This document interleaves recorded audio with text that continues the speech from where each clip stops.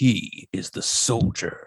His is a lifetime of service and sacrifice on countless battlefields, from the campaigns of World War II to the shadows of the Cold War, from the age of heroes to the boundaries of the known universe. This is Comic Geek Speak, episode 1815. Spotlight on Nick Fury.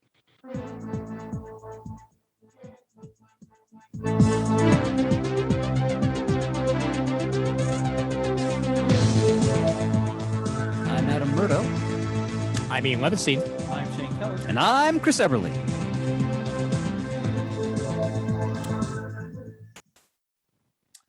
We back, baby.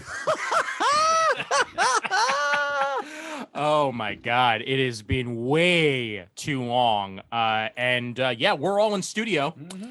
Those of you watching the Zoom version will see half of Shane's head and the rest of us. But this is the best we could do video wise, but everything else is all set up and ready to roll. And yeah, wow, this has been way too long. Mm-hmm. This side of me that you can't see, that's too close. First of all, brother, I want to emphasize how good it is to see all of you in the flesh. Yes. Here. It's been at least a year and a half. Mm-hmm. Yeah, All clustered together in our place of power, closer than 6 feet. All vaccinated. Yes, absolutely, absolutely. And yeah, we're all here back in the studio, and it's all because of you guys. Oh yeah, right. You. That's right. Still got to do that. Boom, boom, boom, boom, finger guns. At patreon.com/comicgeekspeak, and everybody who has donated to the show. We could not do it without you. And we are in the studio right now because of you. Absolutely. So, 100%. And Chris, you've had this in the can for forever. Well, let me, because you know, we're talking about this on the drive out here. Ian and I drove here to the studio together. I was listening to some old spotlights to kind of warm myself up because I haven't done a spotlight like this since November of 2019 when we did the Black Widow spotlight. And I was listening to Iron Man in the Silver Age from 2016. Yeah, remember to talk on the mic. Oh, sorry, in 2016. And I made a promise 5 years ago to do a Nick Fury spotlight. I teased it 5 years ago. Terribly tardy, but I've kept my word, ladies and gentlemen. Whatever works. Of all the spotlights I've teased, and there are far too many that I'll probably never get to. Yep. But we're getting to this one. And that was 5 years ago I made that statement. The world was very different 5 years ago. Yes, it was. Many ways. And as Ian was saying, I actually wrote this up last summer thinking, we're going to do it in the summer or the fall. And then, of course, that was impossible. So it's been percolating for about a year. Yep. I actually went back to it, which in a way, this was good because I went back to this summer and I tweaked it, added some additional information. Sure. Give us some more images. And I'm raring to go. As are we. Yeah. I mean, this is pretty damn awesome. I mean, you know, after a year and a half of isolation, for us to be all back in here doing this, especially on a character like Nick Fury with as much history as he has, I think it's a wonderful way to bring the spotlight glory back to the studio. So. Lily, you're about to choke up there for a little bit, honey. Dude, it has been a while. Yep. It has been a while, and I'm happy to not be in New York. That also too. So another state of mind as well. You're definitely another state of mind here. You're damn right. You're damn right. Shane, talk for like one more second here. One more second. One more second. One more second. I want to isolate you. Isolate me. One more second. Okay, good. You're fine. Okay. You're lower than everybody else, but we can fine. That's better. You're gonna have to do the old school eat the mic. Yeah, exactly. I think you all ought to know I'm feeling very depressed. We know a farm down in sorry, I immediately go Orson Welles on that one. Brain, right? Exactly. Yes. So how about we go around the table first and discuss our history with the Nick Fury character before we get rolling. Do we want to open some presents first? Oh, you know what? We should do that. Sure. Yeah. Why not? Why not? People have been probably waiting for I don't know how long for us to open these. Possibly 2 years. Yes. Do they have the studio yet? Did my mail come? Was everything received? Oh my God. So we're referring to, in case listeners aren't aware, is that periodically listeners will send gifts or tribute to the studio, often for the holidays. We haven't been here. The last time Shane and I were in the studio in January of 2020 for an aborted episode because all the equipment failed and we couldn't actually record anything. Yep. And that's the last time we were actually here. Yep. Right. So Yeah. gifts have arrived. So should give them their due. By all means. Shane. Yeah. Grab and start. Yeah, exactly. Whoever can get it first. And best of all, we can put it on the camera. Yes. So people can see it on the camera. Keep having to remember it's over there. There. All right. First, we have one of the longest standing and most generous donors of gifts to CGS. It's Mr. or Dr. Eamon Clark. Yes, indeed. From the UK, who sends along this lovely, fantastic 4 greeting card along with his parcel. Love it. He says, and this is going back sometime, I think this was sent February of last year. Dear CGS, thank you for another quality, rich year of podcasts, which would be 2019, I think. Sadly, I have been to no signings or conventions all year, and my day job has kept me a bit busy, so very few opportunities to get presents for your crew. However, I offer one big book. And oftentimes he sends little gifts of British comics for each of us, tailored to Sure does. which I believe should be a feature of the CGS Studio library. Just open any page at random and behold. Also, a couple of books for Shane's boys to mark his success at the muddle question. Excellent. Always keen to spread the Roy of the Rovers love. English football comic. Nice. Happy Christmas, your friend in comics, Eamon Clark. And here is the gigantic package here in the Cyberman wrapping paper. Love it. Oh, wow. Art, David Roach. So we've got Tank Girl, Judge Dredd, Paddington Bear, it looks like. Yeah. That's not bad, is it? I mean, it looks like Paddington. He doesn't usually wear that much Pooh Bear, and clothing, I don't think it's Yeah. Pooh Bear. and someone with a ray gun. Anybody want to take a guess there? Dan Dare, Dare? possibly? Yeah, Wow. There's what I was thinking. Yep, okay. Doing the Abbey Road. That is quite a tome. What an addition to the library, indeed. Yes, as a few present in this room once did, the Abbey Road thing. Indeed, indeed. Along with Jamie D, who is present as always in spirit. Indeed. But of course. Oh, look at look at this book. Oh, going back to wow. The Gilded Age here. Wow. That is some good stuff. Oh my God. And all the artwork is beautifully Shane smelled it. Excellent. Yeah, I was Yes. just talking about smelling comics, books, and toys on a forum this morning. Duncan Fagredo, some Hellboy. Nice. Eagle every Wednesday. Wow. Ah. Look at this. Oh my God. Magnificent. It's a very large volume. It's nearly 400 pages. It appears to be like 14 inches by. Do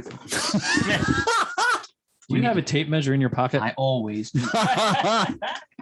Official measure God, I missed this. 9.5 inches by 12.5. Fantastic. Wow. Is that a tape measure in your Oh pocket? Or my are you God. just happy to see me? Maybe it's a little bit of Can it both. be both? Yeah, so thank you as always, Eamon, for this fine contribution to the Yes. shelves. Absolutely. CGS archives that you can almost see behind us. Almost. Slightly. Sort of. Yes, if you're watching on YouTube, which otherwise you can't see. Exactly. Exactly. Fantastic. That is one thing that we have received, and Yes. it's a doozy. It is indeed. We got a whole pile of stuff kind of burning a hole in our Well, let's- pockets, though. Let's do 2 more and then we'll save the other 2 for the Black Widow spotlight. Sounds good. The Black Widow movie, that is. Mhm. Oh, wait. Oh, no, I gave it away, but you know what? You listened to it already, so it's fine. We don't always record these things in order. This one has your name on it, Chris. Ah, this is from David Branning from Connecticut. Excellent. Yes, David wanted to know if he could mail this in time for Christmas, but as it turns out, You sure could. I mean, sure. Next Christmas. With a typed letter. December 12th, 2020. Oh my. God, the pandemic was long. All right. It's the morning after your first 50th anniversary show and a great time watching you record it. Thanks, Ian, on that one. You're welcome. I've never been able to attend any of the super shows or other gatherings, so it was a real thrill to be able to join you all, quote, in person for the first time. Thank you for allowing us to participate in the celebration. The enclosed book is for Chris, whom I was fortunate to meet in a store several years ago on my way through New Jersey. Earlier this year, I backed a Kickstarter project by Steve Rude. And one of the extras was this Spidey booklet with page after page of gorgeous renditions of Spider-Man, Gwen and MJ as John Romita envisioned them, in rendered in Steve Rude's own unmistakable, alluring style. Wow. That's stunning. It was immediately obvious that this book was made for one person on the planet, Chris Eberly. I salute you, sir. The realization struck me like a thunderbolt. Until this book was in his hands, there'd be a void in the universe, a cosmic purpose left unfulfilled, a dangerous rupture in the space-time continuum, which, if left unchecked, could cause things to go south in a big hurry. Murray, that's very much your kind of right in there. Well done. So I obtained a second copy. Parenthetically, what, you think I'm letting go of mine? And fair enough, sir. And now, Chris, it is yours, and all is right with the universe. Whew! Crisis averted. For any listeners who want to check it out, it's available at www.steverude.com. Gentlemen, your show means quite a lot to me. It's starting to consider how much time I've spent listening to you from when my two boys were infants all the way up to now when they are teenagers. I know what that feels like. All the late nights we're staying old, up in their room, waiting for them to fall asleep. I was so thankful of your intelligent, friendly conversation in my ear to keep my brain occupied. The same goes for countless dog walks, household chores, grocery runs, drives to work. It sounds like our life to a T, Shane. Sure does. Travel, exercise, nights when I couldn't sleep, even drives to the comic shop. Month after month, year after year, you've been there for me during all those countless hours, making them so much more enjoyable, interesting, and thought-provoking. What a tremendous gift. I am so grateful. So here's to a much better 2021 for all of us and the future of CGS, which seems as bright as ever. Warm holidays wishes to all of you, David Branning. Wow, Dave, magnificent letter. Fantastic. Thank you so much. You went to the heart of why we do what we do. Amen to that. Now here's something to make you all feel old who are longtime listeners. Yep. My boys are now 19 and 17. Mine are 19 and 16. So yeah, Yeah. right there with you. Uh-huh. Let's take out this book for a minute and then I'll take a quick look. Oh my. Wow. That's something. Why don't you get close to the Oh, screen? yeah, sure. Longitude. Show them the back cover too. Oh yeah. Gwen is a flower child. Beautiful. Oh, Absolutely beautiful. Stunning. Flipping through it a little bit. Oh, wow. oh, Wow. Of course, that's the page that I open it up to. That's oh my Gwen in the god. sky with Yep. diamonds. Love it. Absolutely love it. Thank you, sir. What a- That's a What a wonderful draftsman. gift. What a draftsman. Okay. And We'll do one more. Yeah. And this one comes to us from our friends at Tomorrow Publishing. Probably not going to be an enclosed personal note, but it will probably be something worth reading, whatever it is. Indeed. Okay. It's the Jack Kirby Collector. Jack Kirby Collector 80 presents Old Gods and New, a companion to Jack Kirby's Fourth World by John Morrow. I believe you've got an. I do have a quote from Mr. Morrow on the spotlight. Yep. Excellent. Yes, and it's Man, Family, the Human. Yeah, so it is a breakdown almost issue by issue of all the different. It's Wowzers. very little point in holding this up. You can't really see it from a distance. Yeah. It's a very detailed breakdown of everything Kirby did at DC during that period. almost Wow. Issue by issue. Once again, as I Some said many superpower times in the stories. program, Tomorrow's is vital to the chronicling Yes. of the American comic book medium. Absolutely. Oh, they have a great issue of back issue coming January. I think it is number 133. The All about Hanna-Barbera Starman. one? All about Starman. Oh, it's all about All Starman. the Starmen. Right? All Yeah. the Starmen. Yeah. Legacy. Love So it. thank you. I assume we have Eric Nolan Wethington to thank Yes, for this, as Mr. we Wethington. usually do. Thank you for enhancing our library still further. Yep. This. And I'll mention Eric Nolan Wethington for a moment as well. He's been putting on these forum meetups the last couple of months, which I unfortunately have not been able to make yet, but I love that he's doing it. So like once a month, a bunch of the comic forums guys will get together and just talk about comics. Oh, magnificent. And if you head to the comicforums.vanillacommunity.com, you can get that week's, or I think they do it twice a month actually. So that month's room, you can go ahead and join them on Google and just talk about comics and have your own little comic geek speak moment. That's wonderful to hear because that's at the heart of what the show is really all about. Absolutely. Promoting that type Yep. of community. Wonderful. 100%. Yep. Alrighty, so we'll go ahead and open up the rest on the Black Widow episode that you again probably listened to before this, but that is Wibbly Wobbly Timey Wimey, and that's the Yes. way we roll. Onward to the spotlight. All right. So, as I mentioned, faithful listeners, this spotlight's been percolating for at least 5 years, and we're finally here. And because again, it's been a while since I've done a full blown spotlight, and I was thinking about, well, what characters have I not done yet in terms of Marvel. Mhm. that I really wanted to address. Howard the Duck. That's a possibility. That's a possibility. You know, I love that kind of laugh because you get like this predatory grin, like you're going to devour me. It's fantastic. All right. Now, so I realized we had not talked about really one of the most important characters in the Marvel Universe. As I note, he's had over 1,000 appearances. Wow. So we're definitely not checklisting this character. No. He's had over 1,000 appearances. Those are some broad strokes here. Yeah. Yeah. In the Marvel Universe, like I think when we did Doctor Doom, I think he has a similar number of appearances, but just a staggering presence in the Marvel Universe. And of course, when we get to other media, in addition, we'll talk about Hasselhoff briefly. Oh, because we have to. Oh, no. I'm sure you did. You can't hassle the Hoff. And then, of course, we're going to talk about Samuel L. Jackson's turn on the character, which much of the world is familiar with. Another reason I want to talk about Nick Fury, because prior to the movies, outside of people in our universe, nobody knows who Nick Fury is. Sure. Right? Like, it's not like he was really featured in like other Marvel multimedia events, not really in anything. He showed up in a few of the animated series. Yep, I figured. Okay. Specifically the ones that happened in the 90s. Like the Spider-Man. The Spider-Man one, and also the Fantastic Four one he was in once or twice. Okay. But again, not a lot of appearances. Was he a big part of one of the newer Spider-Man ones? One of the newer ones, yes, but by then he was already Samuel L. Fury. Yeah, like the Spider-Man, Power Man, Iron Fist, that whole thing. Yep. Yeah. I think he was in that. Yeah, because that was the one with Coulson as the principal and all that stuff. Okay. Yeah.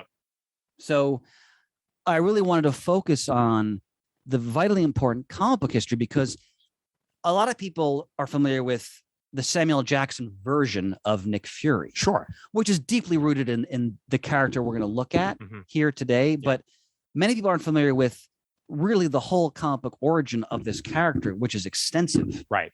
And very involved, which again is why we're not checklisting his 1,000+ appearances. But there's a reason why he's appeared so often throughout every stage of the Marvel Universe and throughout its history. So that's really what I wanted to focus on, and also how Fury is one of those characters is kind of like a reflection of the changing sort of mores of popular culture, like the way he's presented as Sergeant Fury. And then as the initial Nick Fury, Agent of S.H.I.E.L.D. is very different Nick Fury we're looking at in later years, especially Nick Fury, the way he's presented now. Oh, of course. So we're going to be really digging into the history of the character. We're also going to talk about, because you have to, the history of Hydra, the history of AIM, and the history of the Zodiac. Because all these organizations, this spot's also going to focus on just the fun Marvel subversive organizations that have popped up throughout the years, because Nick Fury is tied into all of these. And we get to Hickman's retro continuity work in S.H.I.E.L.D., it's called, right? The series S.H.I.E.L.D. Yes. Yep, Yeah. without the abbreviation points. Yep. He establishes all these groups are linked, essentially. So, and again, a lot of listeners, whether they're familiar with the comic or not, they've heard of Hydra because of the movies, because of the television shows, etc. And Hydra could really be an episode in itself. Totally. We're just going to kind of throw it all in together because They're bad. yeah. Moving on. Initially, that's kind of what they were, but then it gets more involved. So They're really bad. And old. God, I missed you. Oh my God. And just driving out here with Levinstein, that was Yeah. thrill in itself. Mile a minute in many ways. Let's as Ian said, let's start with our initial reflections, our personal initial experiences with Nick Fury. We'll start with Shane Rue. Well, I'll tell you a really odd way I got into Nick Fury at all was back in the early 90s. I was at a local hotel convention by the local comic shop at that time that I was attending. And I was helping the shop out by manning the ticket coming in. You're always admission booth. always a team player. Yeah. And towards the end of the show, he said, "Here, I want you to take this comic, and I want you to go over to that table and have that guy sign it." Okay, like, who is it? What? He said, "Well, he drew that cover, and it was Steranko, and he gave me." That's when he deigned to go to local Pennsylvania shows. Yeah. And I'll explain that comment later. Yes. He gave me one of the reprints of a S.H.I.E.L.D. comic that had some spectacular covers are amazing. Yeah. So I walked over, and I mean, I was like 18, 17, maybe 19, if you're lucky, and handed him the book and said, "Well, hi."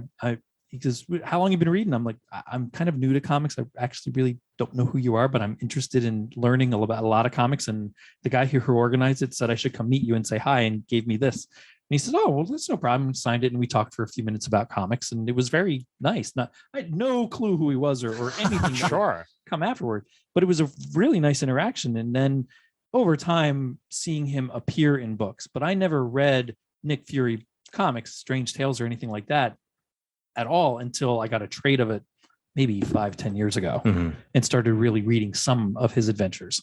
But yeah, that was my that's a hell of an introduction. Yeah. to meet Steranko and say, hey, go ahead and sign this, because it might be something cool come down the road. Okay. What shop was that? Do you remember? Oh, I don't remember the name of it. Wait, I still, believe it or not, I still have a business card of it at home on my one shelf. There's a shelf in my room that I have. I love Shane's Cave. Paraphernalia of things in my life, places I've worked, different things like that. And one of them is a comic shop business card for that place. I'm surprised by now you don't actually have like a Batman style hole that you can go down. You know what? Yeah. In my old house, I really wanted to do that and cut a hole in my floor. My dad wouldn't let me, and put a hole in for something like that. Nice. Yeah. Old friend, I've always been in awe of your sentimentality. Oh yeah. And how you always hold on to and bring into your life. Let's make a pledge. If you outlive me, I hope at my service you can put on a nice little show. Sure. I can remember the first comic book store I went to was called Turks. Chris Eberly was such a putz. That guy and his stupid spotlights. Jeez. Oh my God. Oh, I would expect you to ridicule me. That's only appropriate. Oh, of course. Go ahead. I'm sorry. That would be just a hearty laugh. But yeah, that was my introduction. Was meeting That's a with wow. Steranko. One of the icons we're talking about in this episode, whose impact on both Nick Fury and comics is enormous. Yeah. Well, yeah, not really knowing his impact until years later, seeing his artwork and reading the books and how he intricately drew the title page, the images, the format of the pages. Just spectacular. To think back on that now, it's kind of silly. El Murdo. Well, the short answer is, as always, Matt's Marvel Universe trading cards. But of course. I feel so much better now. There's continuity. Okay, continue. Of course. Wait, not this time. Well, there is sort of a difference. Okay, here we go. Back in the long ago days when I first began reading comics, like within the first year or two. In the before times. Yes, in the long ago. Yeah. I maintained a word processor document on my old Apple IIgs of the names of all the different Marvel superheroes and male superheroes only. I'm sorry, I was 13 years old in the early 90s. I repent of the sexism I displayed then. But we're not going to cancel you, Murdo. It's all only right. the Go ahead. males counted with me. God, at 13, I'd have gone the other way. So several dozen Marvel male characters that I happened to know of at the time. And I arranged them in order of favoritism, beginning with Nightcrawler and Gambit and so on down the line. And at the very end of that list, you could find the Punisher, Cable, and Nick Fury. Wow. He was the last entry. Yes. Okay. To me, just from what I saw of Nick Fury and those trading card images that Matt showed me, he was just another grizzled old white guy with a very big gun. And that sort of thing was not interesting to me. Those Marvel Universe trading cards used to have little "Did you know" trivia facts on the bottom. I remember that the trivia for the one card, I forget whether it was series 1 or 2, was that Nick Fury has been able to remain young since World War II thanks to his periodic ingestion of the Infinity Formula. Yes. Something you'll be coming back to. Indeed. In the lecture to follow, Chris. And it's always what I've thought is the most interesting thing about the character. It's the closest thing to a superpower that he had. Right. And, in the years since then, I've come to appreciate Nick Fury a little bit more. I want to assure you, Chris, I'm not going to do to you what Brian Deemer did to me once long ago when I was leading the discussion for the Spotlight on Superman in the Bronze Age. What did he do to you? He got bored at some point and hijacked the discussion, turning it into a discussion of why the Superman character is fundamentally flawed and speculating on why people like it when he doesn't. Oh my God. Classic Deemer. I don't think I ever listened to that episode. I am tracking that down, and I am going to listen to that tomorrow. Yes, see if you can spot the point at which my soul just cracks right down the middle. You can see it right here on the screen. And invisible tears leak into my microphone. So that's years ago. like how much time did he then take of the episode? Did he take it over completely? I managed to get things back on track. More or less, but I'm imagining something similar to Ralph on The Simpsons, Yep. like and you can spot the very moment where his heart broke in half. right. Yeah, when Lisa says that she doesn't choose him after all. exactly. Well, I vow not to do that to you. Murd, I would never expect that anyway. Because I've said my piece there. I still to this day don't find Nick Fury all that interesting. I mean, he's got a cool personality. I kind of like the tough talking, Hell's Kitchen manner, which is a lot of that is Kirby's own persona. Yeah. All right, Mooks, come on, let's go. And he's such a valuable supporting character and facilitator in the Marvel, which is part of the reason why I think he showed up as over 1,000 times in the Marvel universe. Just he and Shield come in to clean up the messes or to make messes for that matter. To liaise between different characters, organizations. Yeah, it's a very important role he plays, and he's a colorful character in his own right. But whenever he's the star of the show, whenever he and Shield are the central focus of a story, I'm that much less likely to pick it up. It's funny because I remember some years back I lent you Nick Fury versus Shield. Yep, I noticed that same well-loved copy that you lent me is present in the studio. And I think your reaction to it was kind of lukewarm, wasn't it? For the reasons I think you're describing now. Yeah, because that focused on Nick Fury exclusively. Super espionage can be fun, but I've never enjoyed it anywhere near as much as superheroes. I mean, I like James Bond, but I've seen like fewer than half of the movies, maybe even fewer than a third of them. Oh. I do want to see In Like Flint, though, because one of the streaming services to which I now have access has all those movies. We're going to talk about In Like Flint in just a moment. Excellent. So anyway, that is how I came to. Oh, and I also have somewhere in my collection a battered old dog-eared copy of Strange Tales number 139, which I think my dad picked it up for me at a yard sale or at a shop someplace. And not knowing what Nick Fury was or knowing that I didn't care much about him, Dad bought that issue. And it's the one with Nick Fury on the cover thinking to himself about he's never going to tell the enemy agents about Brainosaur. And right now, Brainosaur is stupid enough to me as an adult to be endearing. Back then, it was just stupid enough to be stupid. Is he a dinosaur with a big brain? So it's like a supercomputer weapon shaped like a dinosaur because reasons. Got it. Wait. We're going to talk about that now. All right, good. That Superman Spotlight was episode 470, July 3rd, 2008. Thank you, Wow, 13 years ago. And thank you, random voice that is somewhere in this room. Never mind that man behind the curtain. A great and powerful Shane. You may be able to guess who it is, but anyway. Well, I was just going to ask you a question. Damn it. When we get old. I'm 48. Well, it totally left my head. Anyway, rest assured that I do have a greater appreciation for Fury now. Actually, remember my question. Would you still have Nick Fury at the last on your list? If you did it today? Not last, but still pretty far down. Yeah. All right. He's just not that interesting in and of himself to me. Fair enough. He moved up one. But I think highly enough of him to have been indignant and distressed when he was treated the way he was in the original Sin crossover. We're going to get to that, which this I'm episode. sure we will. So my main interaction with Nick Fury is actually the Secret Warriors series. Oh, okay. Which hopefully is somewhere in here because I really love that series as it was coming out. A lot of what was based on Secret Warriors wound up becoming the Agents of S.H.I.E.L.D. TV show. Yeah. Now, is this the Hickman version or the Bendis version? This is the Hickman version. Yes, Okay. the one of Hickman's first runs at Marvel.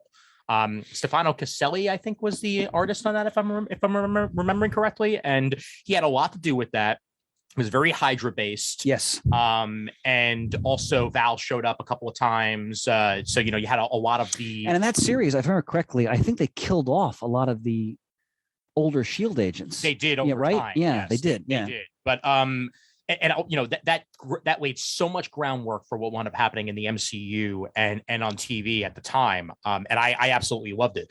Before then, he would show up when he showed up. I didn't really read much of the individual Nick Fury stuff, and I've never really been that much into war comics, so I didn't really read too much of the like Howling Commandos and what have you. But what I did read, he was always important. Like I knew he had a relationship with Captain America. He had a relationship with Iron Man. He had a relationship with Wolverine. Yeah, which came up more often than you would ever expect in the X-Men comics. And whenever he was there, he always had that commanding force that made him interesting to me.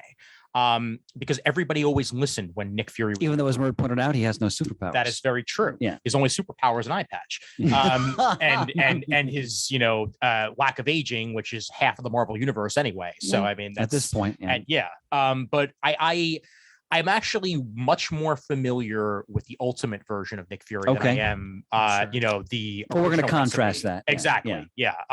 Mostly just because like Ultimate, it was the right age for me. Ultimate Comics came out in the 2000s when I was really, really, really collecting comics at the time. And you didn't get a lot of original recipe, Nick Fury back then. You just got Extra Crispy. And or Samuel L. Fury, as you could also call him. But I like what I've seen, and I'm glad the character exists because you need a central leader in a universe. For DC Comics, I'd actually pretty much say it's Superman. Because everything usually comes back to him when it comes to planning, or Batman, as it were, the guy who puts the plan together and makes things work. You could also say, Bones does that. The DEO does that sometimes. Nick Fury is that central point, and when you go to Nick Fury, you get the job done. And what's interesting about your point, Ian, is that as you go through the character's history, we're also going to explore the dark underbelly of that approach he takes to being at the center of everything, and how in certain stories, that takes him and the whole Marvel universe in some very uncomfortable and complicated directions. Absolutely. So glad you're here. I always also kind of associated Amanda Waller from the DC universe in that. Oh, way, right. too. Yeah. Yep. Good point. To a slightly lesser degree, more villainous to me than Nick Fury's altruistic intentions a lot of times. All the characters we're mentioning kind of wear similar one hats. of the Fury's many hats. Yeah. So and Bird, now that I think about it, I think the Bendis series you're thinking of is actually Secret War versus Secret Warrior. No, there was a follow-up series called Secret Warriors. Oh, there was. Fury got together a group of characters who were descended from existing Marvel characters with powers. That's where Daisy Johnson came from. Right. That's Hickman though, not Bendis. You had mentioned that that you had asked me whether it was the Hickman or the Bendis. Oh, so it was Hickman from the beginning. It was Hickman from the beginning on Secret Warriors. Secret War was Bendis. My mistake. Yep. There we go. We'll talk about it. Indeed. All right. So my initial reflection. So this is a character I've loved almost since I started reading comics. So my first memory of Nick Fury. All right. So a little bit of Eberly history here. So in my beloved home state of New Jersey, my homeland, until recently, because it's just been demolished, I drove by and I was agog because I didn't realize it had been demolished. There was a amusement park called Beaucraft. There was on Route 22 heading towards Newark. It had been there for decades. It's like a small amusement park with like the tilt-a-whirl, a little roller coaster and things like that.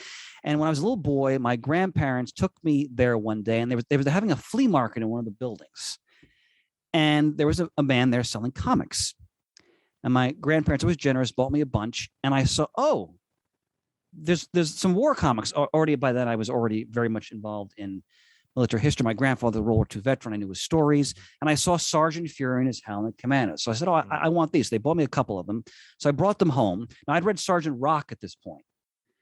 And so I'm reading Sergeant Fury, and it was different. It seemed a little more,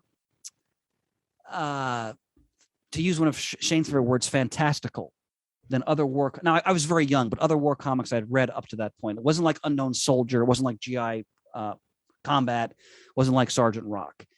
There was something else about it that struck me, almost like a superheroic feel, but I really liked it. And I was really taken with the Fury character, grizzled, tough talking, Benjamin J. Grimm type of feel to the character. And the issue I got was against, the cover was Baron Strucker's Blitzkrieg Squad.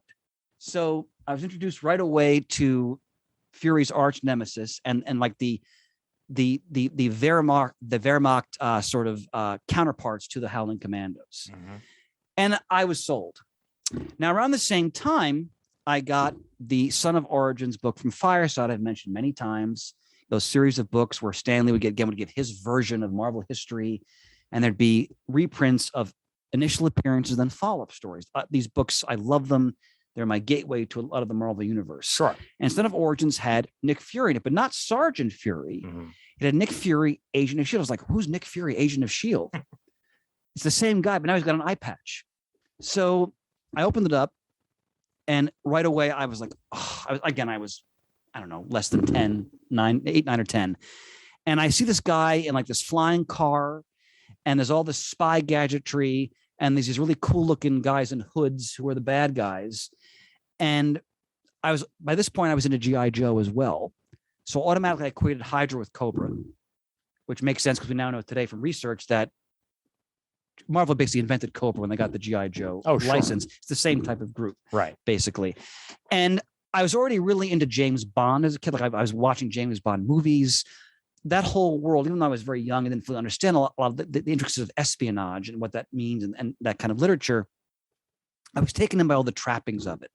And now there's a comic with a super spy who has all these gadgets, who's in the Marvel universe. He used to be a World War II veteran, and now he's fighting this really cool looking, subversive group. I wouldn't have used that term then, and I was off to the races from that point on.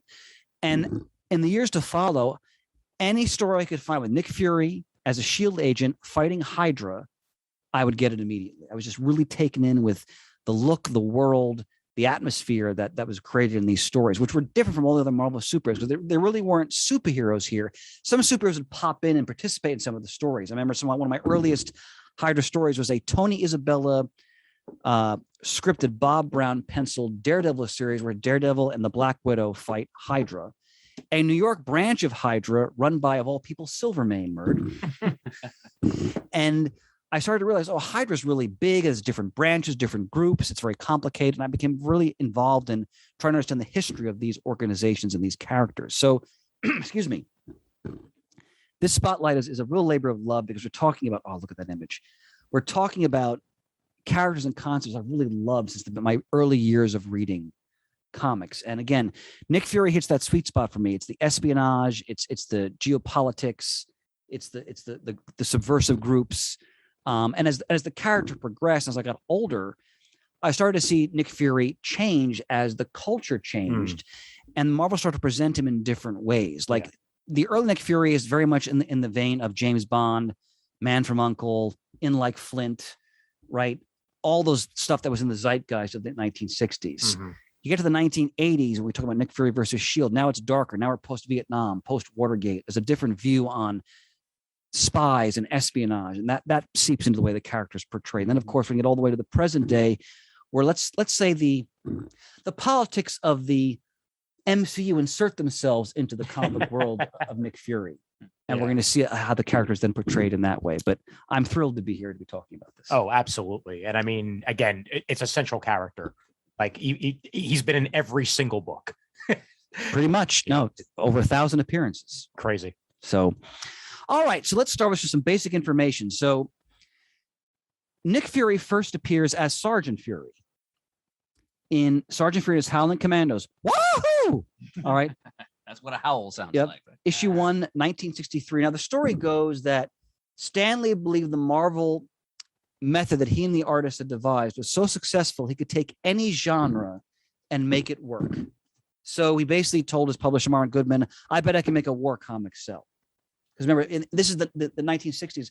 War comics are kind of gone at this point. There aren't that many as there were in the Golden Age, especially the Atom Age.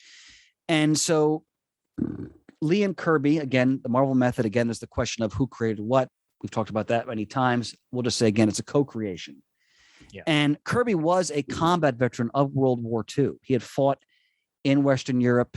He'd fought in France. Lee had served in the military, but he was stateside. So Kirby had that experience, and he's going to bring, of course, that sensibility into Sergeant Fury and his Howling Commandos. So when they first appear, what do you want to say? No, I was just going to say, and most importantly, cover text, because that's like this to me is a perfect encapsulation of comic books back then. Like we brought up very recently on a previous episode how you don't really get cover text not at all anymore. And look at all of it on this. Keep moving, you lunkheads. Nobody lives forever, so get the lead out and follow me. We got a war to win. And then like 17 other things all on the cover. Well, that's classic Lee sales pitch. Absolutely. Think you've read war stories before? Mister, wait till you see what's in store for you here. It's only the greatest. Exactly. 7 against the Nazis. Another big one from the talented team that brings you the famous Fantastic Four.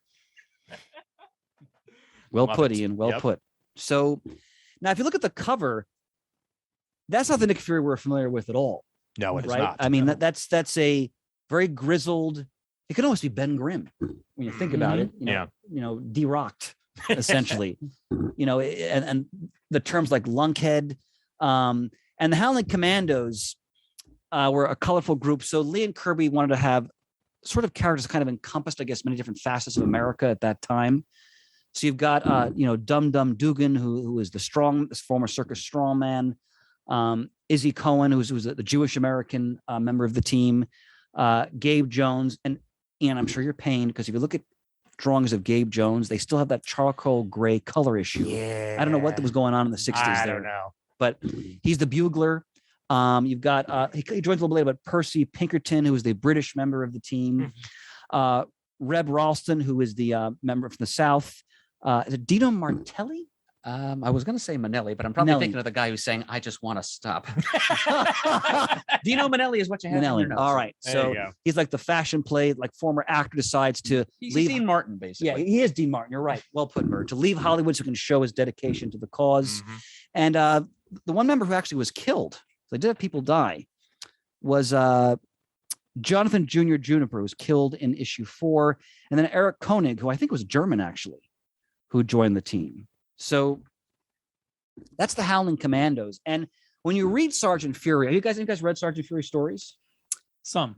Few. Not as such. Yeah. I've read a couple latter day stories that flash back to World War II. Okay. Actually, sidebar there. Please. Sorry to interrupt, but during the age of amalgam, I think. Oh yes, I think, yes. yeah, I knew you'd be on board for this. Ian. Yep. Mark, in the second wave, Mark Waid did Super Soldier, Man of War. Yes, indeed. Which, it was the Superman / Captain America amalgam who met a group of soldiers who were Howling Commandos merged with Sergeant Rock's Easy Company. And one of the best amalgamated names in the whole thing was when Wade smushed the Ice Cream Soldier of Easy Company together with Izzy Cohen to create Ice Cream Cohen. That is amazing. By the way, Mert, I want to point out you have no yellow legal pad with you today. Well, yes, Chris, that's right. It's all in your head then. No, I'm strictly here in an auditory capacity. I'll throw out whatever kernels I can, but I didn't micro encrypt a legal. Chris, I can safely say I've read maybe 2 or 3 short stories, like not full issues of Sergeant Rock and his Howling Commandos. I read the Sergeant first Fury, sir. Sergeant Fury. I knew I was going to do this once.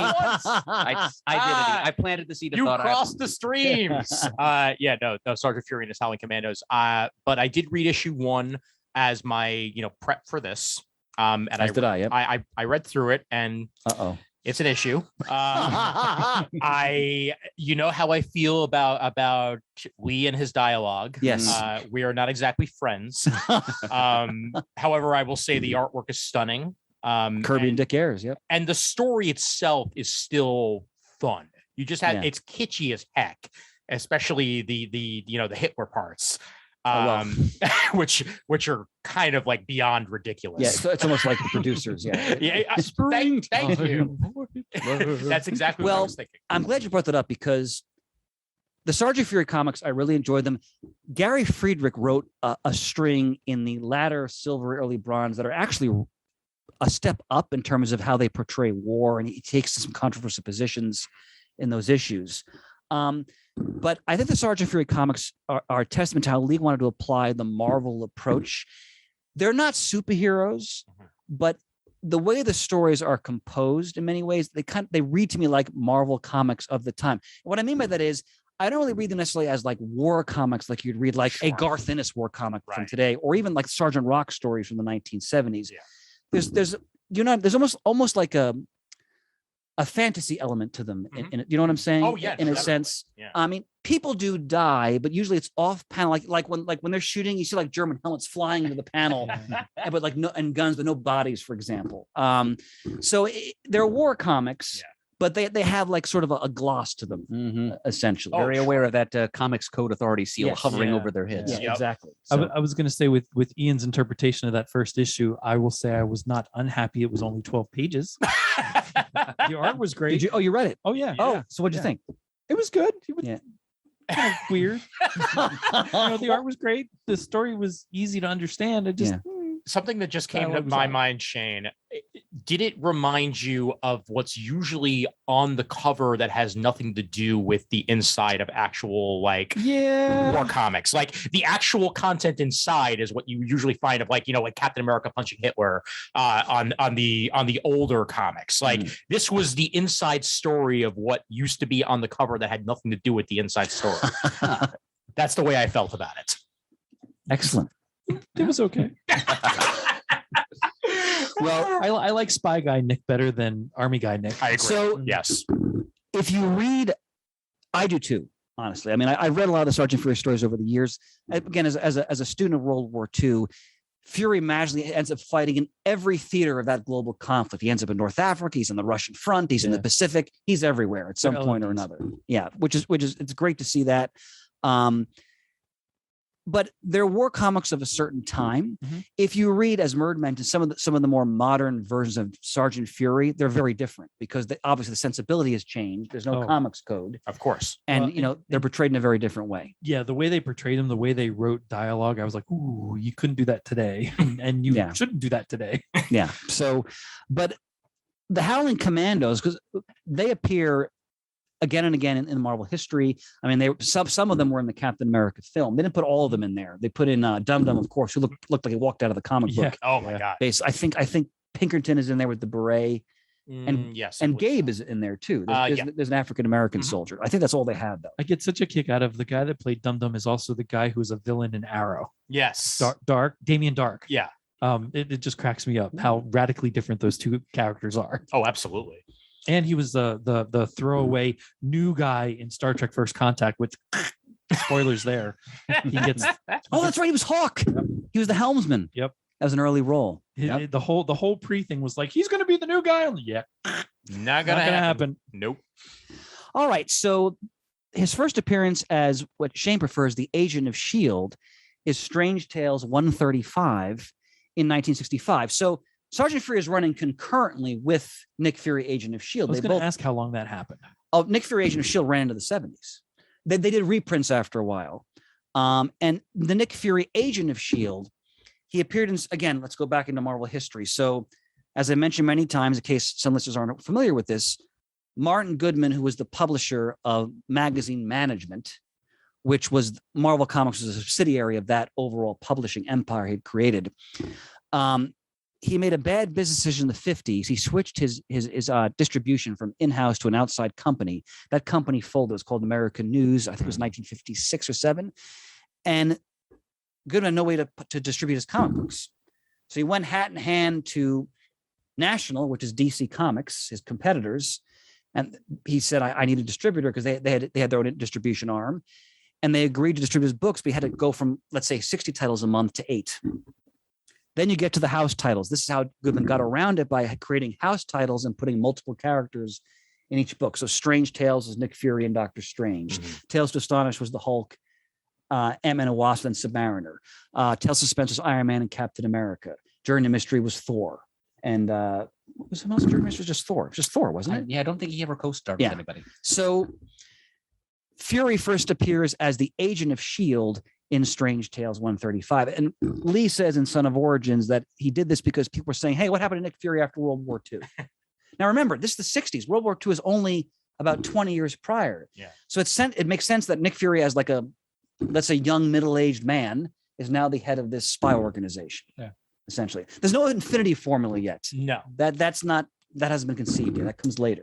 But I had no idea after, I read this for prep as well. I had no idea that Tony Stark played immediately into. I didn't either. Yeah.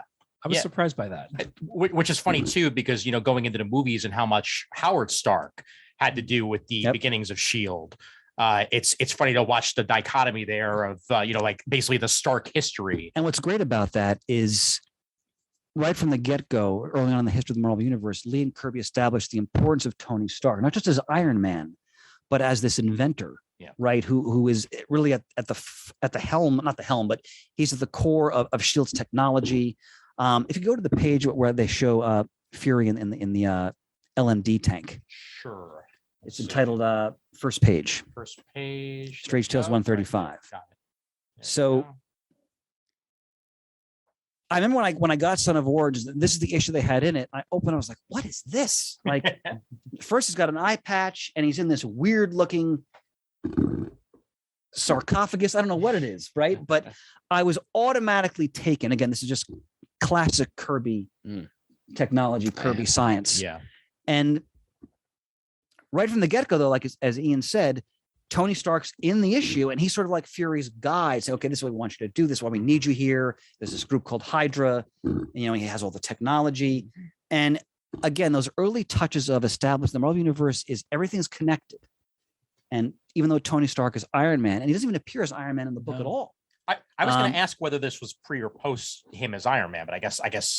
Oh, it's post. It's post. Okay. Post. Yeah. So he was still dealing in weapons after. He doesn't leave weaponry right away. Got it. Okay. Because remember, it's the Cold War. That makes sense. So, and Murd uses, because I just listened to our Iron Man Spotlight. Murd used the great phrase. He's the super capitalist, right? Mm-hmm. Who is taking on the Soviets and their system. And he epitomized their system by creating all this wondrous weaponry in the struggle in the Cold War. And of course, the struggle against Hydra as well. So, yeah, I'm glad you guys. So, you guys read 135? What'd you think of it? I liked it better. Why did you like it better? More interesting, more what I'm used to. I like the seeing how he got involved with S.H.I.E.L.D. Like Ian, I was surprised that Tony Stark was really there from the beginning. Yeah. I kind of thought it odd that they created LMDs of him right away and kind of sent them out, because if anybody's watching those LMDs, they would have just seen Nick with some other guy, and that's the one you really should shoot because the other ones are by themselves. Right. Now, Shane, let's not think too much, right? Especially about LMD. I guess. We'll talk more. LMD's gonna be all over this episode. Oh yeah. But it was really good, and I really enjoyed the end of it where they kind of reintroduce everybody. Things that you miss from comics these days.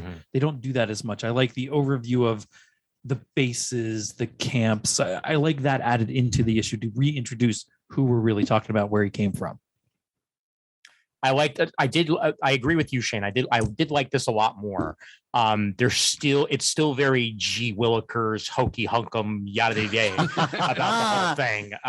And also the fact that I feel like the entire issue, Nick Fury is basically doing, I don't even know why I'm here. What's going on? I mean, look at this. There's a guy over there. There's a guy over there. What's going on? And then eventually he's like, oh, you're the head of S.H.I.E.L.D. now. He's like, I'm the head of what? Well, yeah, the whole notion that Nick doesn't feel he's worthy of this role. Which What's an is old fine. warhorse like me doing in this situation? Exactly. Kind of still sounded like Ben Grimm. What a revolting development. And it's not just your voice there, Murd. Yes, very Ben Grimmish with his harumphiness here, way more than he is later on in comics. But I enjoyed this premise a lot, and you can see what it's setting up. Because this was the beginning of everything. It was well put, and Kirby has such a field day in this early issue with his versions of super spy technology. The flying Porsche. Yep. Missiles all coming of out the back. I mean, it like you said, it well put. It is the beginning of everything. So much of what's set up in here, you then see in later stories as well. So, what did you guys think of the introduction of Hydra? How they were portrayed? A little bit lackluster. Agreed. At this point. Yeah. They're kind of just men in suits. Yeah. But I can understand what they're going to be. And I it's so different from today. When the Hydra agent takes off his helmet, he's like, well, everyone's looking somewhere else. They won't notice me whispering into my helmet. And there's a little video. Yeah, that's not going to work. Yeah, that was easily the silliest moment in the entire thing. No one can hear me speak. And it's not odd that I'm talking into my helmet, which has a small TV. And it would have been better if he had a Dick Tracy-ish watch or something that just kind of come up against his mouth and talk, come on and see me. I don't know, just something about it was like, okay, that's a little bit weird. Or superb. Yeah. So Mae West is a Hydra agent now? Have you read Come on and see me sometime. Have you read the first appearance of Nick Fury, Agent of S.H.I.E.L.D.? No. All right. But Murd, plenty, so we'll work it in as we move along. I'm hoping I can throw a few tidbits. Oh, without doubt, my friend. I should point out that S.H.I.E.L.D. stands for Supreme Headquarters International Espionage Law Enforcement Division, but that's not what it stands for today. No way. So we're going to talk about how, as our culture shifts, the way S.H.I.E.L.D. is portrayed and what S.H.I.E.L.D. stands for, what S.H.I.E.L.D.'s mission is, that changes throughout the history of the book as well. Yep. The period we're looking at here in the 60s, again, it's the James Bond craze. It's Man from U.N.C.L.E. It's James Coburn in the more comedic in like Flint. Was Dean Martin Matt Helm? Was that a spy character too? Something tells me that he was. Yes. All right. So whether it's the goofiness all the way to the exaggerated drama of Bond, and Stanley talks about how I loved all this stuff and they wanted to bring it into the comic book world. So you see, like Hydra is very much in the keeping of like Spectre, right? That James Bond type sinister organization that's everywhere and has hands in everything, and that's very much in keeping. But as you said with Hydra becomes a lot more menacing and frightening as the years go by, as they try to change what that group means and what its goals are. So we'll get into that as well. Yep. You want to say something? No. All right. So, and I also want to point out that Fury's first appearance in his current incarnation is as the Unseen, which is an original sin number 8 from 2014. So we get to the end of this episode, we'll talk about what the original Nick Fury's current role is in the Marvel Universe. I'm sure Murd is not pleased with. Well, there's a light at the end of the tunnel. All right, let's hear it. Oh, well, it's just not to spoil okay for people, but one of the upshots of the Empire EMPYRE crossover of 2020 it kind of randomly happened in one of the Aftermath tie-ins, but apparently the Unseen was up there toying with one of the Watcher's old inventions, and it caused the Watcher to pop back to life. And he just kind of summarily said, "Okay, Nick Fury, you're human again." He decided to keep Nick on retainer after that as Nick Fury, agent of Uatu. Oh, yes, undercover action team. Undercover. I didn't read Empire. But you made it up so well, though. No, I didn't make up the part of it him becoming human again. So he's out of that role at least. We don't know where he's going from there. But so I didn't read Empire, so I didn't. I haven't read it yet either. Okay. But I am aware that happened. All right. Well, all of Empire is now on the Unlimited app, so I might have to just read that when we're done here and see how he comes back. Okay, so I want to start with an important continuity note. So, unlike all the other Marvel characters, Nick Fury actually has a concrete time span. What I mean by that is he is actually placed in the 20th century. Like Captain America could have been thought out 10 years ago. Like they just keep moving when Captain America was thought out, for example. Nick Fury did fight in World War II. Nick Fury did become the director of S.H.I.E.L.D. He really has been around since the 1940s. So the Marvel time slide or time scale, the sliding time scale, doesn't really apply to Nick Fury. So, and that's where we're going to get into, of course, the Infinity Formula. So, like, for example, right, we can talk about how Tony Stark, well, he wasn't in Vietnam, he was in the Middle East, because they just keep moving it forward. Fury is always Fury in terms of time and content, just so people are familiar with that. Similarly to Captain America in that way, that Captain America is always Captain America. Yes, the only difference with Captain America is they can say, well, we thought him out 10 years ago. Sure, yeah. Fair the difference is they have to account for, well, they don't have to, but if they really wanted to pay close attention to Fury and his lifestyle, they'd have to come up with things that he was doing in the intervening decades between the 40s and, like 8 years ago, the eternal 8 years ago of the Marvel sliding time scale. Which they can easily do because he's a soldier, he's an espionage agent. There's always stuff that they can have him do. All right, so I want to start with a couple historical primary source quotes. So the great Peter Sanderson, who was a longstanding comic book historian, I treasure the book he wrote called Marvel Universe back in the 90s. And this is from that tome. Quote, obviously, Lee and Kirby were capitalizing upon the immense popularity of Ian Fleming's James Bond novels, the movies based on them, and the myriad imitations in the 1960s, like the television's The Man from U.N.C.L.E. or In Like Flint. We could also mention Nick Fury, agent of S.H.I.E.L.D., replaced the sophisticated debonair Bondian hero with a proudly uncultivated, earthy New Yorker, which we're getting at there, Ian. The unpretentious, plain-spoken, often rude Fury. His presence grounded Bond's world of super scientific fantasy in a credible reality, end quote. So we think about like the idea of the Marvel everyman, right? Like the plain speaking, well, basically like Jack Kirby as a character in a comic book, right? Sure.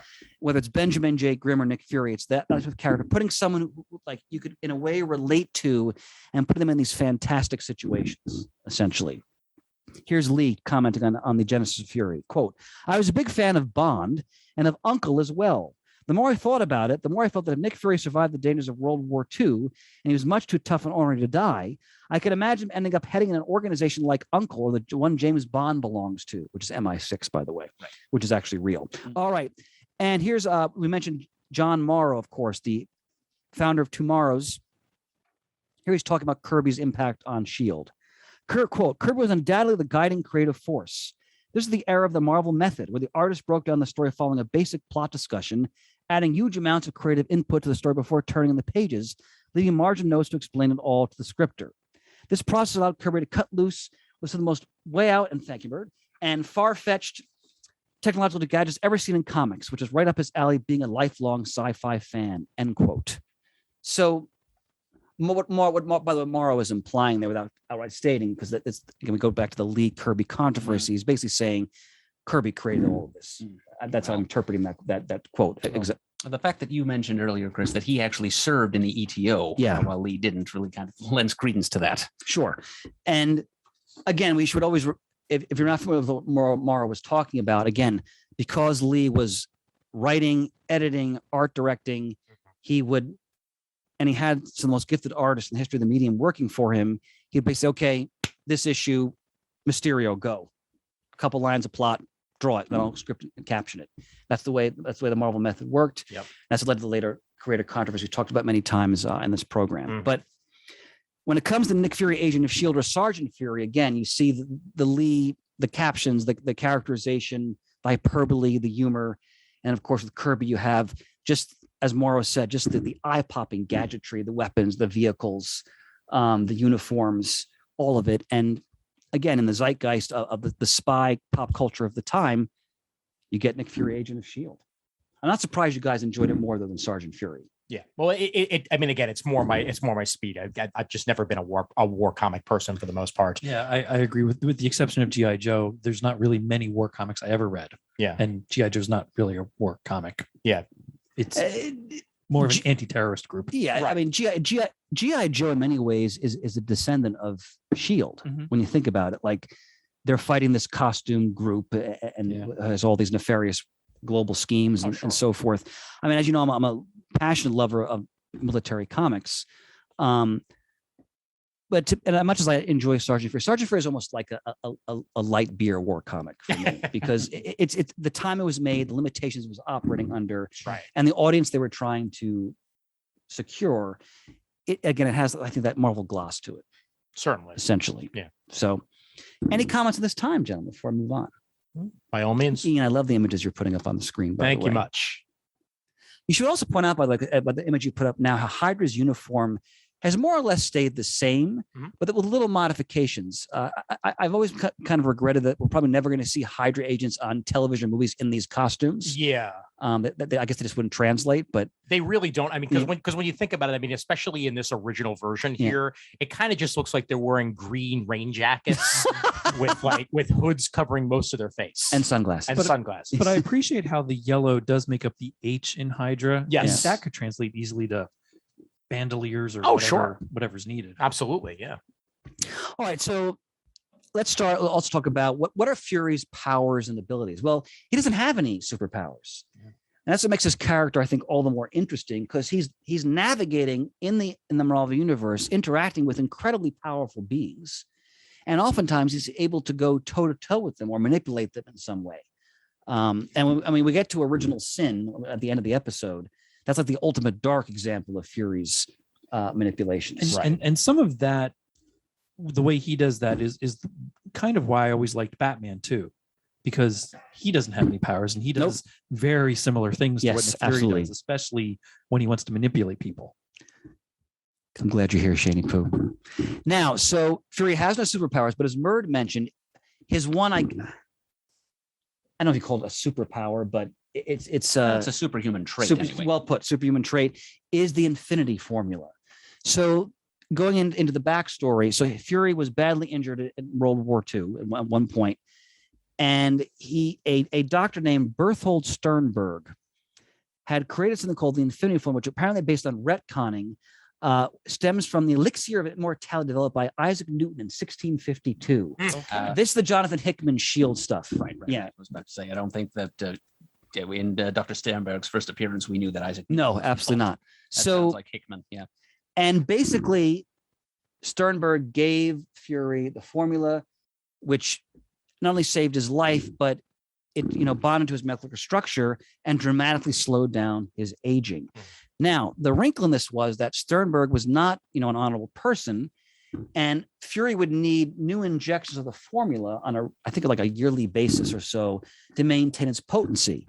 So Sternberg would say, "Well, you have to pay me, and if you don't, I'm going to blackmail you."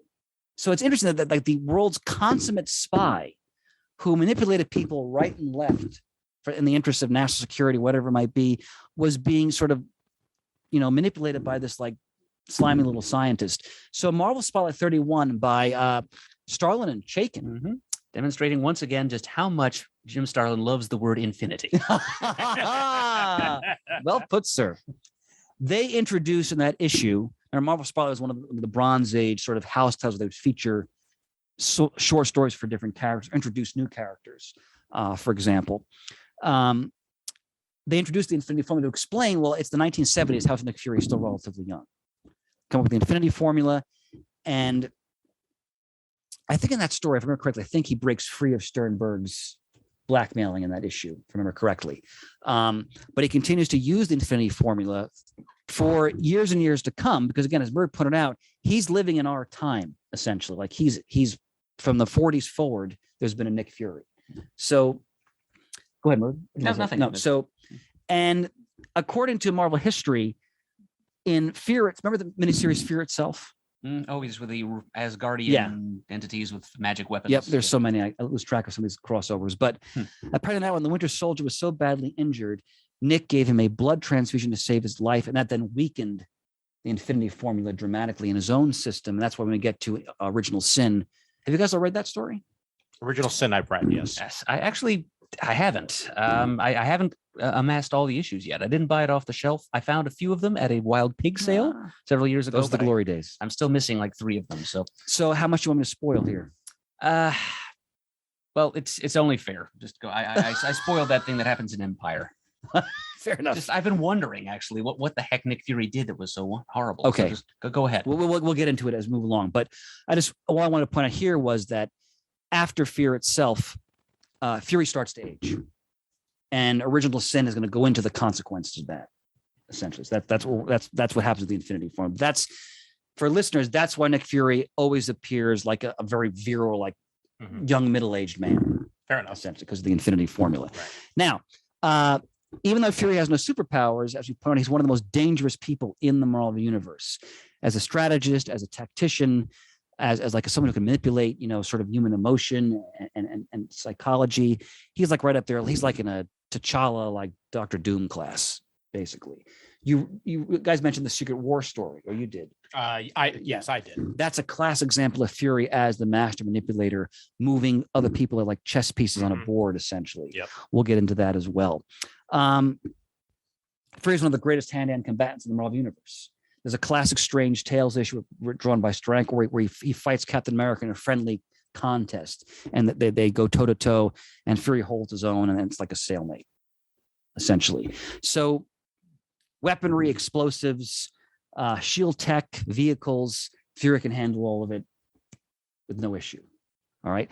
And according to my research, Fury speaks German, Russian, and Japanese fluently, which makes sense because we deal with all those countries in World War II. Makes sense. Yeah. So that's like a rundown of Fury's basic powers and abilities. So again, not, as Shane mentioned, kind of like Batman, not a super powered individual, but an extremely dangerous and capable individual. All right, so let's talk a little bit about Fury's origin. So Fury was raised in Hell's Kitchen. So was Ben Grimm Hell's Kitchen too? Is Yancey Street in Hell's Kitchen? Yancey Street's outside of Hell's Kitchen, if I remember correctly. Okay. Yeah. So, but they're very similar characters. They're very, very much characters of the street, essentially.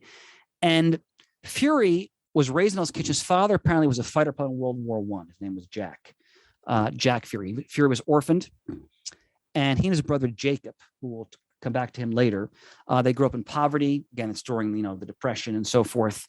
And Fury was a very hot-tempered youth. He was like in kid gangs. This is all Kirby, right? Nerd. He was in kid gangs. He would battle the Yancey Street Gang, which was Benjamin Grimm's gang. Remember, Ben Grimm, until the time slide, was a test pilot in Korea, for example, right? Can I also mention that this is another Marvel character that grew up in Hell's Kitchen, whose father's name was Jack? Oh God, you're right. Yeah. Oh, right. As in Jack Murdoch. Exactly. Yep.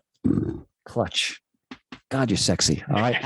So Kirby would like getting street brawls, he'd hang out with street toughs. He'd go to pool halls. Basically, it's Jack Kirby's youth. I mean, if you read about Kirby's life, a lot of it is what I'm basically describing as his childhood. Sure. So Kirby, it falls under the influence of the Police Athletic League, which is an organization which is designed to try to get kids off the streets and into more productive activities. And this kind of puts him on the straight path when it comes to, moving away from a life of like petty street crime and hooliganism and things like that. And he befriends a guy named Red Hargrove. And Fury becomes a daredevil stunt flyer and parachutist. So this is all retro continuity. But they established that before World War II, Fury already has skills that are going to serve him well in the military. Good. And he's recruited by Sam Happy Sawyer. It's good old smiling Sam. Who's Happy Sawyer, Bird? Well, he's Fury's commanding officer, and he's about as cheerful a disposition as J. Jonah Jameson. Happy Sam is kind of an ironic nickname. Exactly. All right. And this is all retconning. So prior to the Howling Commandos being formed, Fury is recruited by Sawyer for covert missions in Nazi-occupied Europe. The Marvel's Project #1s. Have you guys read Marvel's Project? We did a series of episodes about it. Yes. Okay. Remember? So yeah, that's we have read it, but it's been a while. Marvel's Project was Brubaker. Right? Yes, it's superb. It goes into World War II era, like some of the Angel, the original Golden Age Angel is a very important character. Thomas Holloway. Yeah, so they really explored that part of Marvel's history as only Brubaker can. Yep, using genuine Golden Age comics continuity and some retro stuff like the Roy Thomas 70s Invaders stuff. Exactly. And in those stories, Fury frees Professor Erskine, who of course is the origin of the super soldier serum. So to listeners, if you have not read the Marvel's Project, if you love Marvel history, especially the World War II Golden stuff, you've got to read that story. It is outstanding. So Red is killed at Pearl Harbor. They note Red's death in Sergeant Fury 7. So Red is an original character in the sense that they refer to him all the way back in the Silver Age. And at this point, he's recruited by Sawyer to lead the Howling Commandos. Now, there have been World War II comics done retroactively where they show Fury before the Howling Commandos. Garth Ennis did some Sergeant Fury comics. I don't remember the names of them, where they show Fury like fighting in North Africa prior to the formation of the Howling Commandos. So again, one of the great things about Fury's history is that you can just plug him into so many different areas, whether he's with the Howling Commandos or not, because of the time period that he's operating in. Ian, again, just how fleet-fingered you are on the keys. I believe he did write a series in 2001. It was just straight up called Fury. Okay, so that's about Nick Fury as Shield leader. Got it.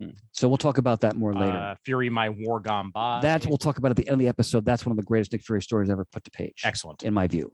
Now, so as I note, Lee wanted to prove to his publisher, Martin Goodman, that the Marvel approach could breathe life into any concept.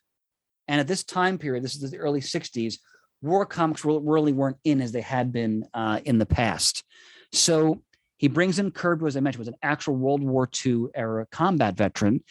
And so he's going to bring his experience, his knowledge to the plots, the equipment. And as I was reading through the first issue, the weaponry the Germans were using was all authentic. Like like that one scene that he shows their heavy machine gun, which is real. Like you could tell Kirby was applying real knowledge and from his own experiences from books into like sometimes when you read war comics, the weapons are all clearly made up, but they don't look real at all.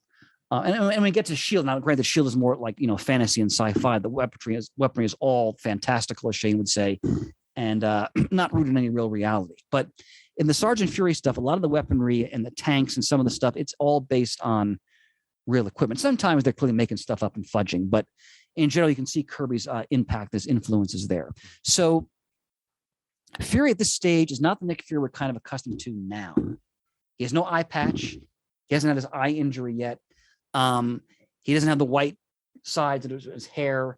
And he's very much like the tough talking, wisecracking everyman, like the guy who Kirby grew up with, or Kirby himself was like that, like the Benjamin J. Grimm type character. Yeah. Come on, you lunkheads. Like, Murd does it better, but that type of character. And when we get into the Shield stories, they retain that to some degree.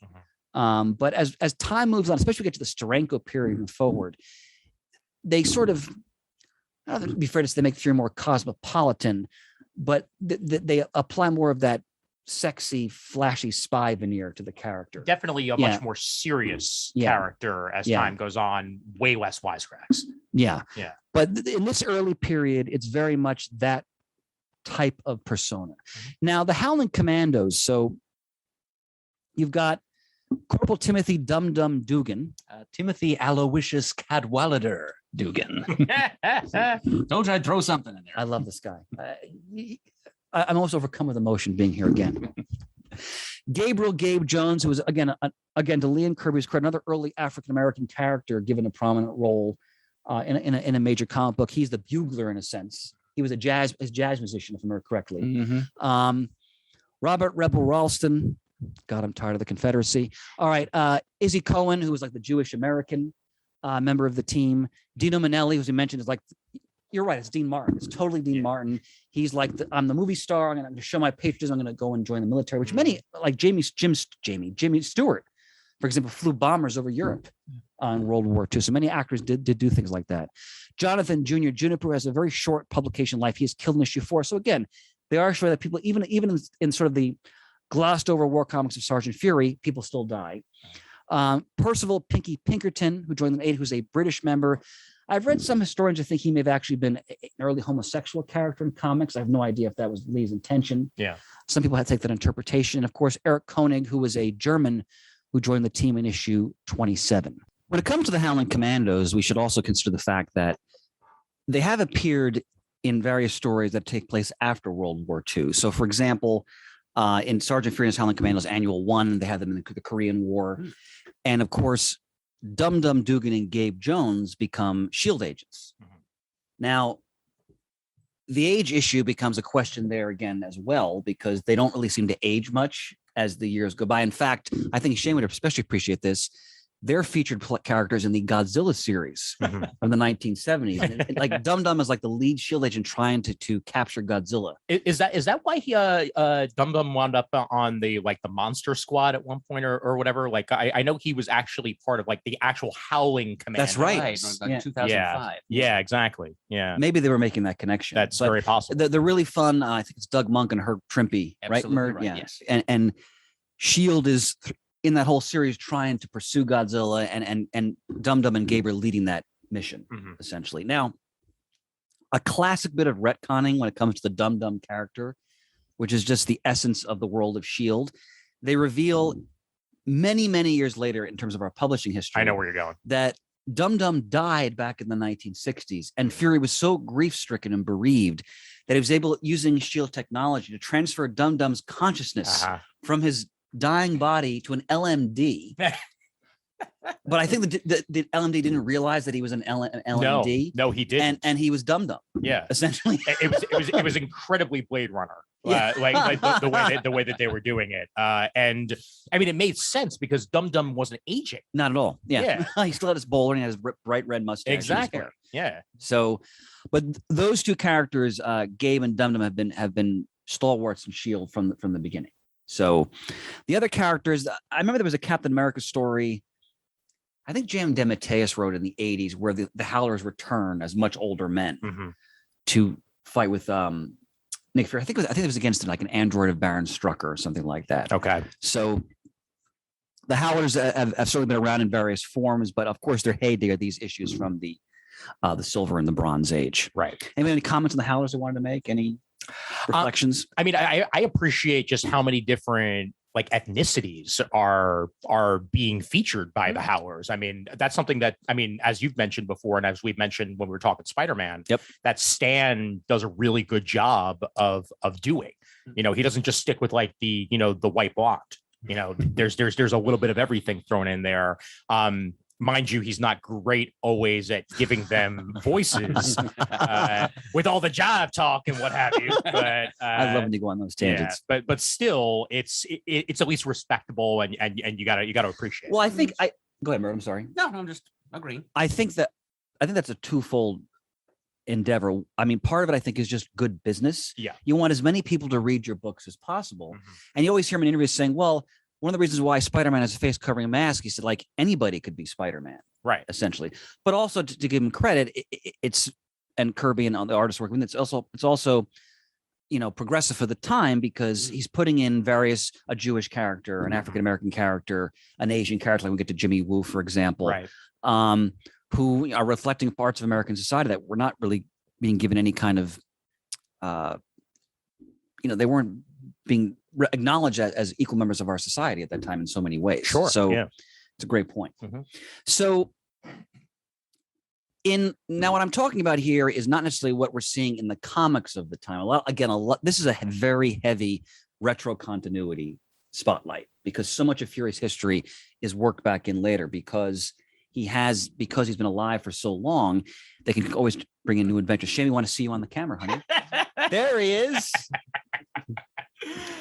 So please just keep doing that over and over again. It's going to make things. Don't announce it. Just do it. Exactly. God, I love him. So one other thing we find out over the years is that, Fury's eyes were intact in the Sergeant Fury stories. Right. When he appears as the agent of S.H.I.E.L.D., he has the eye patch. We learned that he had I think it was from grenade fragments. His eye was injured during the war, and the injury eventually deteriorated to the point that he had to wear the now famous eye patch. So it's not in the MCU, it's the cat attack. I know Shane was definitely not a fan of that one. Yeah. Of all the things that they do, that is one thing I am not a fan of. What a dumbass way to bring that into the story. So in the comics, it's a far more, shall we say, manly or heroic manner, which is manly, it's reasonable. Alien cat scratches eye. No, I love it when you get indignant. Fantastic. So in 1961, Fury is recruited with other leading figures in the global intelligence community into the Brotherhood of S.H.I.E.L.D. This is all the Hickman stuff. Have we all read that? No. Okay. I did, but an eon ago. I don't. Well, I think there was a big gap in publishing in that. There was. Yes. Series, right? It took a long time. Yeah. So did they finish it? They finally did. yeah. Okay. Oh, you mean Hickman S.H.I.E.L.D.? Yeah, Hickman S.H.I.E.L.D. Hickman S.H.I.E.L.D. I never finished. Yeah. Okay. Yeah. I read before the large gap. Okay, that's where I read most exactly. of it too. Yeah. I read that, but I never actually finished it, and I kind of forgot that they ever did finish it. And I'm gonna have to go back and actually read it. Well, didn't they have a special afterwards also, like a They one did. issue? Something came after the series. Similar to what they did with Old Man Logan when that was running behind the original version. Like they basically just finished it off in an annual rather than just keep people waiting. Oh yeah, I forgot about that. Yeah. Okay. Yep. All right. So as many of us know, in that time span between the Second World War and what we refer to as the Age of Heroes. So when I start talking about the Age of Heroes, I'm talking about the emergence of the Fantastic Four and all the Marvel superheroes. So, which, as we know from the sliding time scales, Merge said was about 8 years ago, but 8 to 10 years ago. And always will be. Yes. So Fury was a CIA agent. And in Fantastic Four issue 21, which is a story involving the hate monger, Fury appears as an old comrade of Reed and Ben. They talk about their mutual military service, for example. And he works with the FF to battle the hate monger. Murray, would you just remind the audience who the hate monger is, please? He is a clone of Adolf Hitler. Originally, I mean, there were a couple of other hate mongers after that, but that was the original concept. So he is the cloning.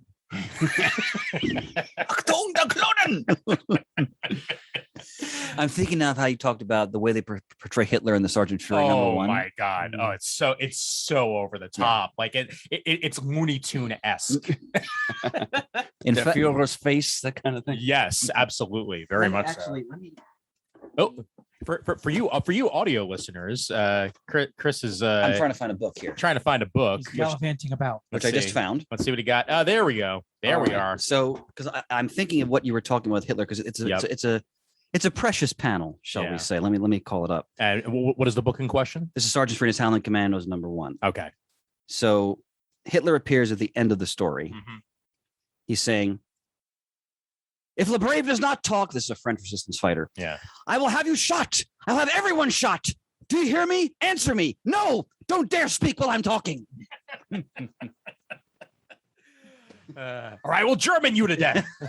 The portrayal of the Nazis in the Marvel Silver Age often veers into this sort of, Oh yeah, again, springtime for Hitler type. absolutely, definitely. shtick. Yep. So Fury is the CIA operative. He's not part of S.H.I.E.L.D. yet. Now, we know, again, from retconning that at the same time, he is the man on the wall. So we know that Howard Stark recruited Fury at some point after World War II when he's in the CIA to take on the role of this sort of cosmic sentry who stands post like out in outer space and any sort of alien threat approaching Earth. Mhm. He's been given all of this incredibly advanced technology to deal with it and destroy it, essentially. Right. He's been doing that for years. Yeah. Essentially. So when we get to Original Sin, that's really the premise of that whole. You guys know what I'm talking about? Have you ever heard of? You've heard of this? No. Oh, okay, Shin. So apparently, again, the whole time Fury is CIA and then the head of S.H.I.E.L.D., he's also, as he would joke in one story, on weekends, go out into outer space and like use like massive like guns created by Howard Stark to destroy aliens. And he's been doing that for decades, essentially. That's the man on the wall concept. Got it. So, and by the way, Murd, I forgot, how does Hate-Monger use his power? What is the source of his power? Is it like a gun of some kind? Honestly, I've never read a comic with the original Okay. Hate-Monger in it. It might have been a gun. That's 'Cause it the was- way Stan usually wrote. Right, things he- in the early days. There was a later version who was psionic. was Okay, able to induce but he hate. creating waves of hate in other people, Mhm. right?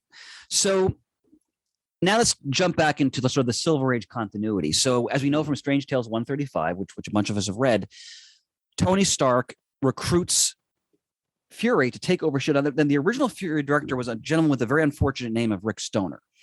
Yeah. He was a high officer. Yeah. Yeah. Okay, it took a wait a minute. It took The a organization really while. went to pot under him. Oh. I'm home, ladies and gentlemen. I'm home. You're all Yeah. Try the veal. Try I the was- veal.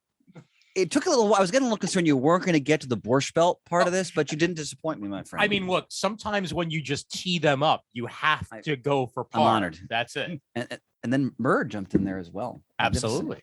All right. So, as we all know, Fury becomes the director of S.H.I.E.L.D. And this is like when, like Ian was talking before about how he's always like the linchpin of things. He's the facilitator. That's really where this starts. As I said, he's, according to Marvel Wiki, he's made over 1,000 appearances in Marvel Comics. Yeah. So that, I mean, that's counting Sergeant Fury too, but Mhm. his role is just he's the schemer, he's the planner, he's the guy who often heroes will turn to either because they need help or he's trying to undermine something that they're doing for some other interest and so forth. So we should also mention one of the reasons why Fury is so ubiquitous is that, again, a lot of this is retconning, although not always. They would often use LMDs of him so he could appear in various places. Sure. To lead missions or talk to certain heroes or whatever. So kind of like with the Doom bots. I was just going Right. to say, like, You know. it's very Doom body. Yeah. So Like, sometimes in certain stories, if you see Nick Fury, it might not actually be Nick Fury. It might be an LMD. But now, did Essen- the original Nick Fury know what all the other ones were doing? Like they reported to him, so to speak? Yes, that's always been my impression. Like he was sending these LMDs out to do either tasks he didn't have time for, or he wanted to use it in some kind of manipulative way and so forth. Although they're actually, I'm going to partially take that back. In the Nick Fury versus S.H.I.E.L.D. miniseries, which I'll talk about later, he comes to realize that shadowy factions within S.H.I.E.L.D. were sometimes using LMDs without his knowledge. So Okay. it wasn't always Mhm. it wasn't always the case. Mhm. But in general, like the Doom bot, it's these are proxy mechanoids for him, Sure. essentially. Go ahead, Murd. I'm not sure whether we've mentioned it or not, but for those not in the know, LMD is life model decoy. just so we know. Yep. Mhm. So, and in fact, think back to the original Avengers film. That's when they first mentioned LMDs when Stark is making the joke about Coulson coming into. And I know that LMDs play heavily into Agents of S.H.I.E.L.D. I haven't gotten to that part of the show. I haven't yet. either. Yeah. But LMDs do play a major do. part of that, even You- though you finished that series, yeah. right? Yeah. yeah, even though now according to Feige and James Gunn and like 2 or 3 other people, Agents of S.H.I.E.L.D. is no longer in canon. But that's Really? they've been trying to say that essentially anything that happened before the Disney Plus shows are no longer considered canon. It's Feige didn't like that show. Yeah, because he didn't have creative control. That was all Perlmutter's bag, and Marvel Television was separate from Marvel movies, which is why you never really saw crossover. You do sort of see that by the end of the show. Well. Yep. Yeah. Interesting, because the beginning of that show is totally rooted in the Avengers and everything else. But you can also, I believe there's reasons for it as it continues. Yeah, and Chris, now with the multiverse. Oh, right. Now we can easily say that this is a splinter, of what if, as it were. Like sounds like petty politics to me. Yeah, but what if Coulson came back to life? Well, that's Agents of S.H.I.E.L.D. So there we go. Yeah. But isn't this the Netflix shows are not in canon either? They're trying to say that, but obviously, if they show up again, the answer is never mind. I mean, in the first Daredevil season, they talk about what happens in New York from the Avengers. Yeah. That's as far as I'm only geeking out a bit here because I think those shows are so good. Yeah.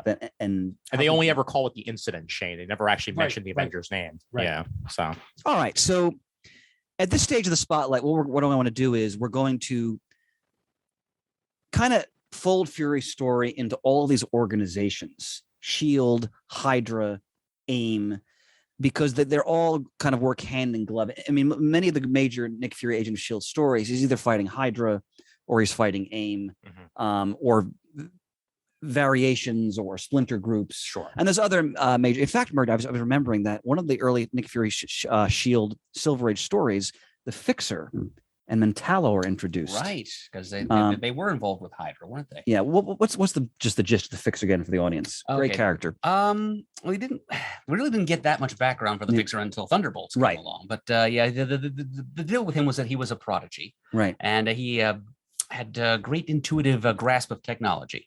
And he could kind of cobble it together a bricolage style. He's almost as good as Forge in that regard, but except he doesn't have the mutant gene to go along with it. And I remember in the issue he appeared, I don't know the number in front of me.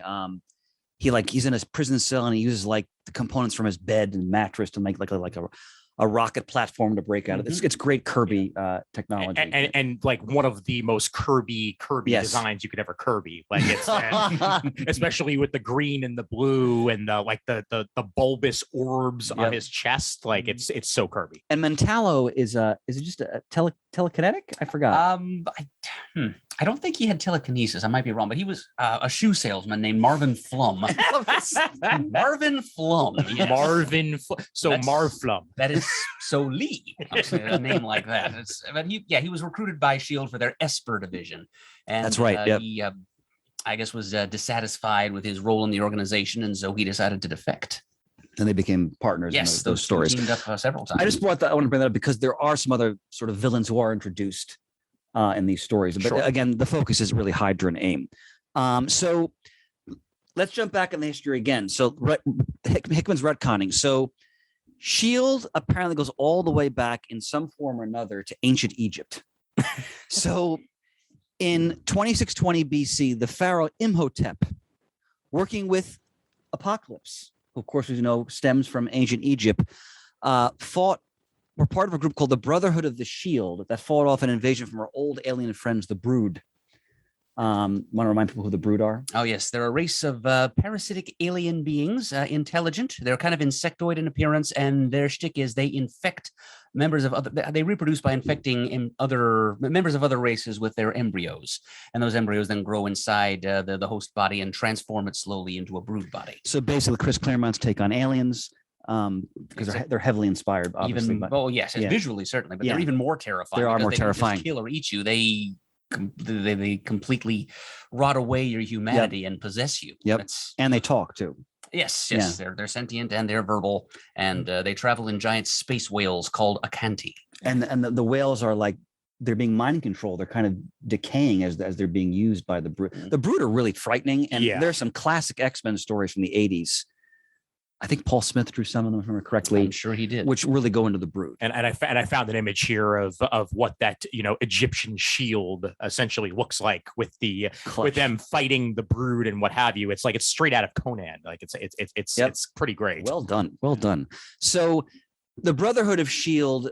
starting in ancient Egypt sort of over time becomes this secret society that's involved with protecting Earth from these massive threats. And some of the other members were people like Isaac Newton, Galileo, Da Vinci, Tesla, and in the prior to the Age of Heroes. So Howard Stark and Nathaniel Richards are two of the sort of the earthbound members of the Brotherhood of Shield. Mhm. And I'll go ahead and get this is all the Hickman stuff. So in 1961, Leonardo da Vinci is still alive. He's used the Brotherhood of Shield's technology to perpetuate his lifespan.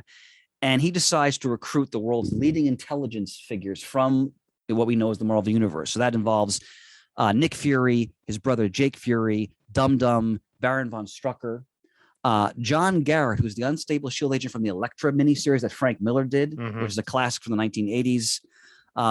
Shoji Soma, who's the Grandmaster of the Hand. Daniel Whitehall becomes the Kraken villain. Cornelius Van Lunt, who is he, Murd? He is Taurus, who apparently Yes. borrowed this Great Wheel of the Zodiac concept Yep. for a group of criminals styled after the signs of the Zodiac. Well, I think it appears in the Bronze Age Avengers stories Hmm. by Roy Thomas. Yes. Again, this is all retconning. And KGB agents Vasily Dasayev and Viktor Uvarov, all these characters are brought together. It's called the Great Wheel of the Zodiac. And the deal Da Vinci makes is he says, okay, secure advanced technology around the world, and in return, I'm going to provide you with resources that are going to suit your various intelligence agendas. So, God.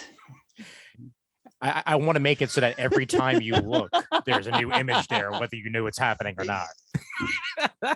What's currently on the screen now, for those of you listening on audio, is what Da Vinci looks like in his aged form, and it's pretty great. And there's so much background stuff here, I gotta either reread in the Shield Marvel series. or otherwise. It is really great. Yeah, I read it years ago. I just so, again just need to reread and also read the parts that I didn't get a chance to. So yeah. So what Hickman has done here, the Shield series, I mean, it's almost a discussion in itself, really, because is, he yeah. really explores. He goes way back into the history of the Marvel universe in a sense, and he adds all these new facets and dimensions to it. Definitely. And he folds the entire world of Nick Fury into it as well, and Strucker, his adversaries, everybody.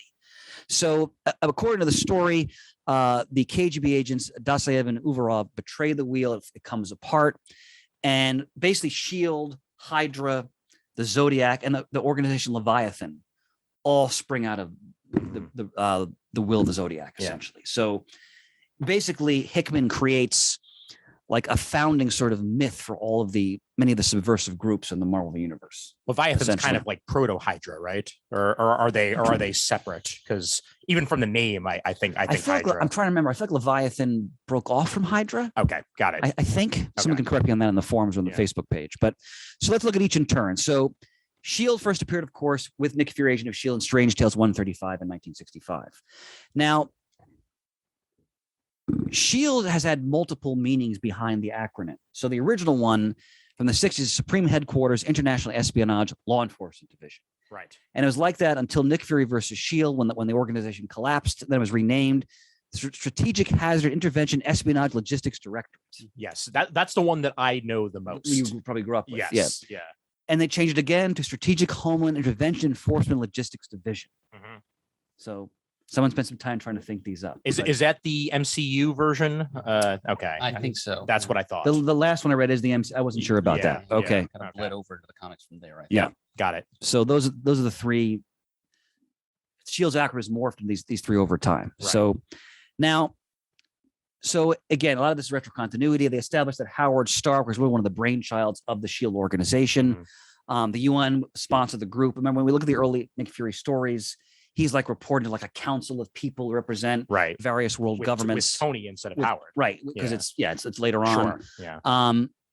So when Tony comes in, as you said, he provides you as much as technology. Like we mentioned, the Brainosaur before. So in the first adventure against Hydra sends into orbit this thing called the Betatron bomb, which you assume is like a planet-killing weapon. They don't really go into details. Yeah. And Stark comes up with something called the Brainosaur, which is a ship he can fly with like it's all Kirby stuff, with like a claw that will connect into the bomb and defuse it. So that's what the Brainosaur is essentially. So Tony in these stories, as you mentioned, does not wear the Iron Man armor at all. In fact, there's one episode where Hydra's attacking his plant. And he's saying, I can't get to my armor in time. And he puts himself like in a bulletproof cube.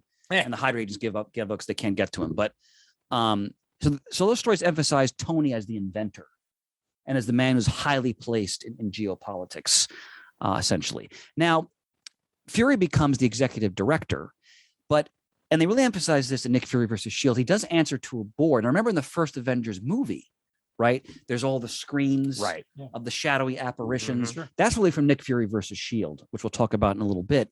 So they're often not emphasized in many of the stories, but he's really not fully in control of the organization. He's running the day-to-day missions and he's in charge, but he has like these sort of shadowy enigmatic figures from various governments or whoever who he has to answer to. And that becomes a problem later on. As I mentioned, S.H.I.E.L.D.'s first director, the poorly named Rick Stoner, I think is a retcon name. He was assassinated by Hydra, which they mentioned in the first appearance of Nick Fury, Agent of S.H.I.E.L.D., and Fury, of course, takes over as his replacement. Again, that classic first issue.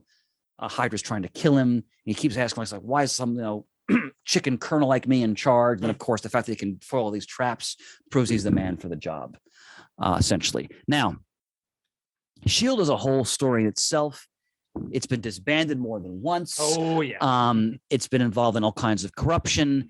As I said earlier in the episode, depending on how our culture views espionage and spies and the role of governments, the role of S.H.I.E.L.D. will change. Like S.H.I.E.L.D. in the beginning is like, the heroic, we're going after these global threats.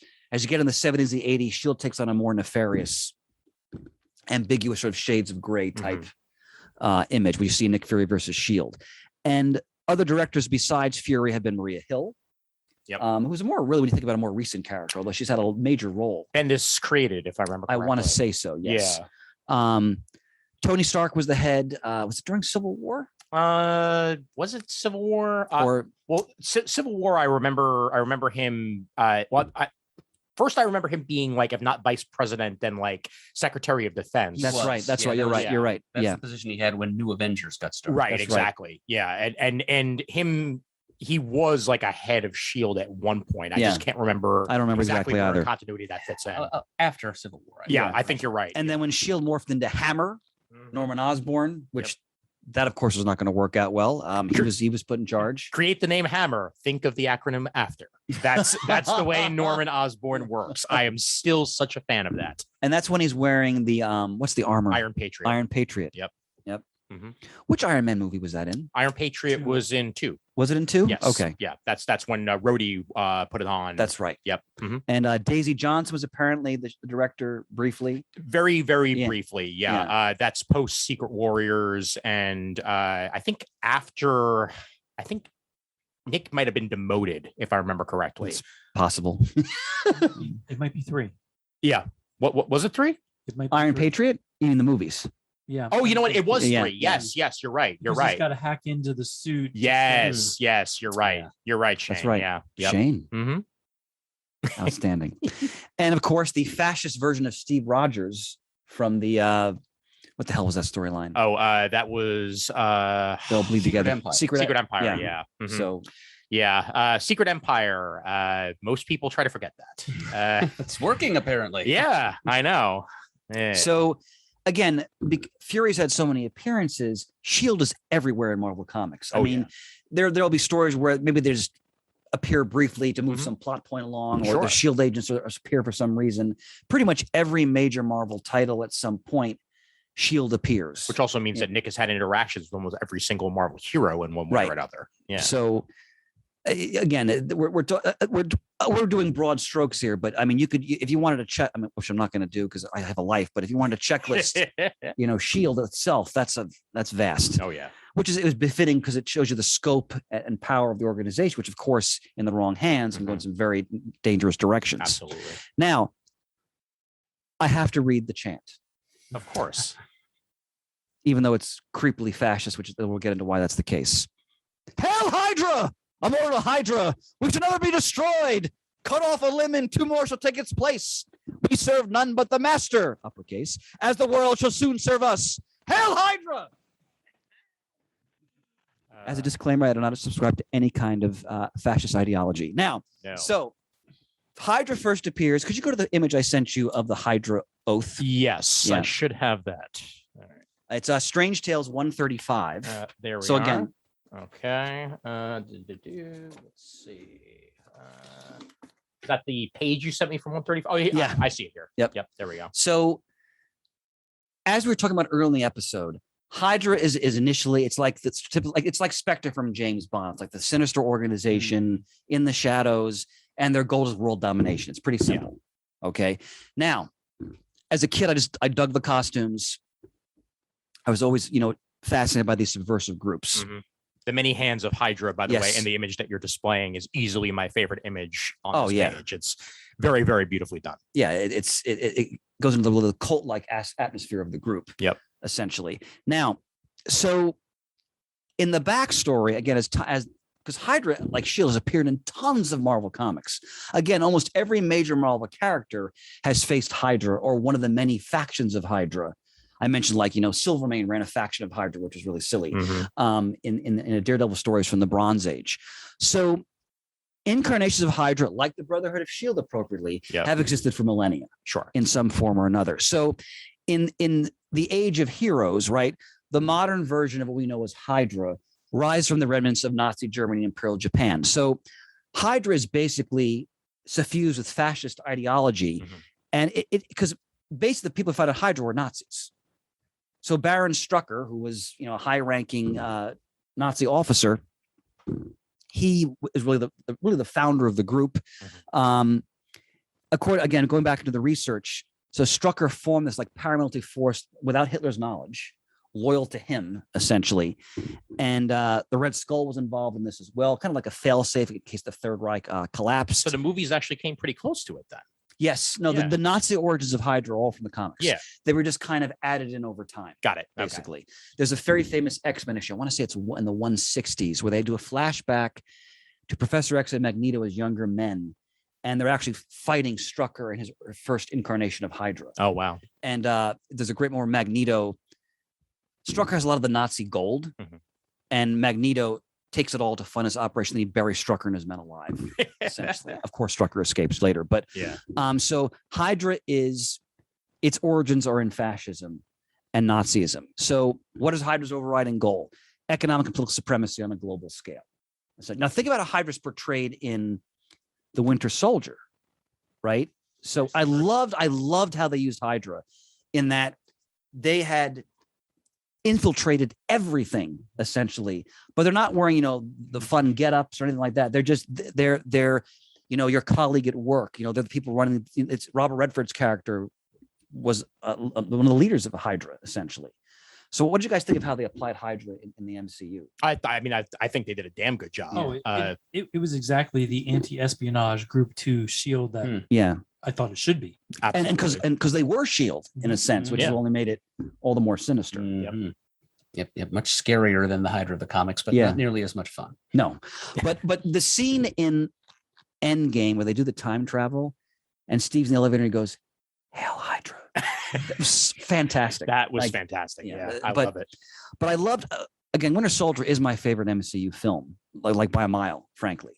And I love how they really captured anyone could be a Hydra agent, and that was a great touch. Oh yeah.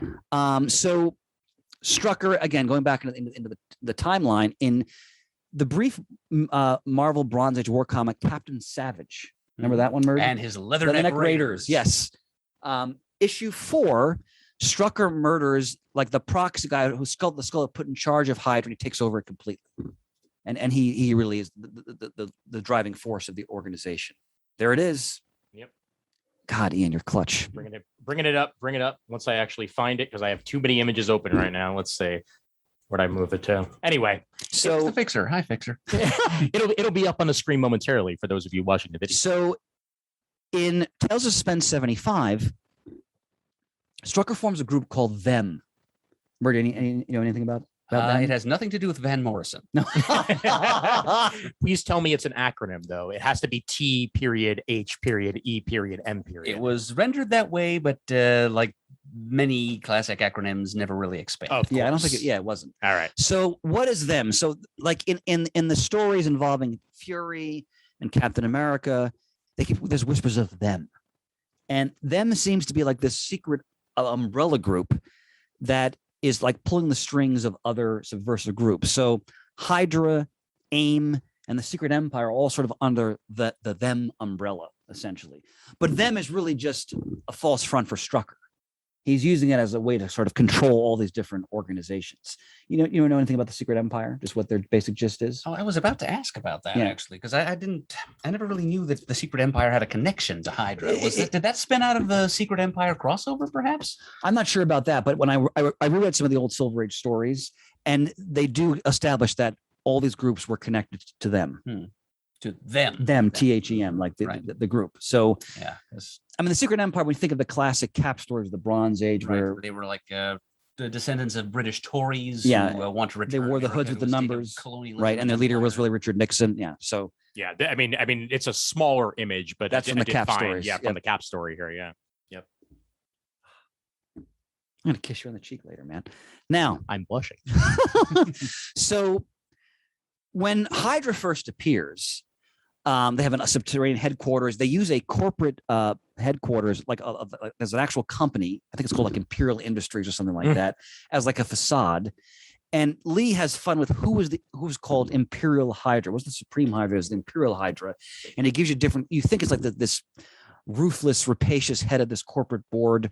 It turns out it's his simpering, diminutive secretary Arnold Brown, who wears like a padded Hydra robes and elevated shoes, making him appear like a much muscular and more impressive man. And he is running Hydra for Strucker. He's a proxy, essentially. And in the original stories, Hydra is defeated by Fury and S.H.I.E.L.D. and Arnold Brown is killed. In fact, he's killed because he's going to detonate an explosive to destroy the headquarters, but his daughter, Laura Brown, who turns against him, helps Fury get freed from a Hydra detention facility. He can't do it, and his two bodyguards arrive, and they think this guy can't be the Imperial Hydra. He's like this puny guy, and they shoot him. Yeah. And so he's killed by his own men because they don't think, how could this little worm be the great Imperial Hydra? Nice. So that's what happens with Hydra's first appearance. Now, Hydra will split into all these different factions.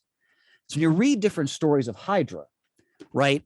Some are with Strucker, some are with other groups that broke off, because Hydra is like this global organization. So when Strucker eventually, quote, dies, which he never really does, but Hydra breaks off into different splinter groups, like just like in real life, some terrorist organizations, like ISIS was an offshoot of Al Qaeda in Iraq, for example. So I give some of the famous examples. So one of the Supreme Hydras and one of the factions was Count Otto Vermis, who creates Spider-Woman Marvel Spotlight number 32. Remember that Spider-Woman was a Hydra creation, essentially.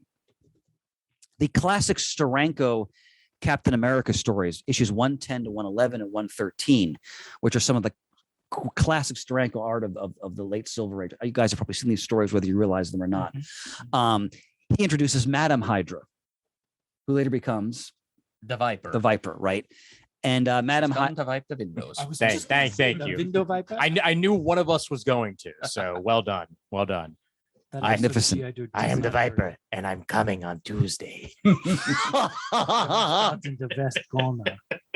Is that Count Otto Vermis? Yes, that is Count Otto Vermis. Yep. Yes. There's been many different Supreme Hydras who take over different and they claim I'm the Supreme Hydra. They're really not, but they take over. I'm the Supreme Hydra, and so's my wife.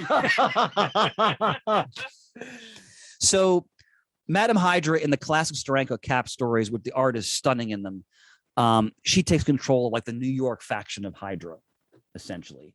You think she dies in that story. She doesn't. She returns later as the Viper character, then is partnered with Silver Samurai and that whole part of Marvel history. Well done, Ian. Well done. Man, you were just clutch with these images. Well, I've got the typing fingers that are faster than any man here because I'm the one by the computer. But you're familiar with your dexterity with these machines. Exactly. Okay, now, so I think one of the weirdest Hydra factions, this is from Captain America 144 to 148. Richard Fisk. So the Kingpin's son, to try to prove himself. Before he was the Rose? Way before. This is the Bronze Age, way before he was the Rose. Okay. This is back in the schemer days. Yes. Got it. So he takes control of Hydra's Las Vegas faction, and he becomes their Supreme Hydra. Las Vegas faction. It's the Las Vegas faction of Hydra. Sounds like a reality show spin-off. I know, right? Oh, it's Divindo Viper. Shane found the Viper. Yeah. Divindo Viper. And he has indeed come to Vipe Divindos. Yes, he has. So in these stories, it turns out that Richard and Wilson Fisk, because Wilson Fisk thinks he's actually running things through his son, are actually pawns of the Red Skull, who is using this faction of Hydra to reawaken some of his sleeper robots. Who are the sleepers, Murd? You remember? Well, they are large orange and purple androids who were created as kind of a fail-safe final solution secret weapon should the Third Reich And fall. they have huge swastikas on them, basically. Yes. Yeah. And they're these big killer It was robots. part of Cap's first mission, I think, Yep. when Kirby returned to his solo adventures in the 60s. And of course, as I mentioned, there's a New York faction in the later Bronze Age led by Silvermane. That's Daredevil 120 to 123. Shield is in those issues. Nick Fury, the Black Widow, they take on this faction of Hydra. And like different like minor villains are put in charge. Like was it Batwing? No. Well, Batwing was Silvermane's son. That's right. So he was like running part of the group, and they're fun stories, but silly. I love how many different names go across both Marvel and DC for characters. You know, as long as they don't have their own series, they can name them whatever the hell they want. That's why there's a Scarecrow in both. That's why there's a Batwing in both. That's why there's a Captain Marvel in both. You know, it's the way it works. No matter what anybody says. Yeah, I there's know. a Captain Marvel in both. Yes, there is. Yes, there is. Shazam. So Strucker, magnificent. Thank you. Strucker returns repeatedly. Like he's first killed in Strange Tales 158. Now, again, if you want to read classic Nick Fury, Agent of S.H.I.E.L.D., the Steranko stories where he takes them onto Hydra Island, which is all this like psychedelic atmosphere because of Steranko. Where is Hydra Island located? Did they ever say that? Opposite side of Cobra Island. Oh, okay, got To the it. left. Okay. At the parking lot, right? I'm gonna got it. embrace you Got it. later. Okay. Now, so and Hydra in those stories, for example, Strucker brings us some of the Hydra technology, like the Satan Claw, which is like this huge red gauntlet, like emits energy and like can disintegrate you and so forth. And Fury defeats Strucker, and he this is classic Nick Fury. He switches faces, so the Hydra soldiers think Strucker is Nick Fury, and then he's killed. He comes back though, but there's Hydra Island. Yep. So Hydra's been around throughout all of Marvel Universe history. It keeps appearing. Sometimes they're used in a funny way. I'm thinking of some of the, I think they're Howard the Duck stories with Hydra. Like Hydra's just everywhere. Bob, basically. the Hydra. That's agent. right, Bob the Hydra agent. Exactly. He is the best one. Why did he join Hydra? Of course, it was for the dental. Yes, that's right. That's from Howard the Duck, right? No, that's Deadpool. from Deadpool. That's Deadpool. That's right. Yeah. Thank you. That's Yeah. right. Yep. Joe Kelly brainchild. Yeah. Yeah. And now that he's officially under the official Marvel umbrella, maybe we'll get an official Bob the Hydra agent showing up in Deadpool 3. You never know. That'd be wonderful. Yep. Would be, yes. All right. It might even show up in the cartoon, the What If cartoon with Howard the Duck. That's Spot. possible. Yeah. I was thinking the MODOK cartoon might not be a bad. Oh, We'll talk yeah. about that. We'll talk about that in a little bit. Anybody comments on Hydra before we move on? Just that I think of all the, secret organizations in Marvel that are evil, Hydra is probably the most well-formed. Even with all these splinter groups and all those factions and all that jazz, like they've always been the scariest to me. Like they don't wear beehives. They actually seem to be a legitimate threat.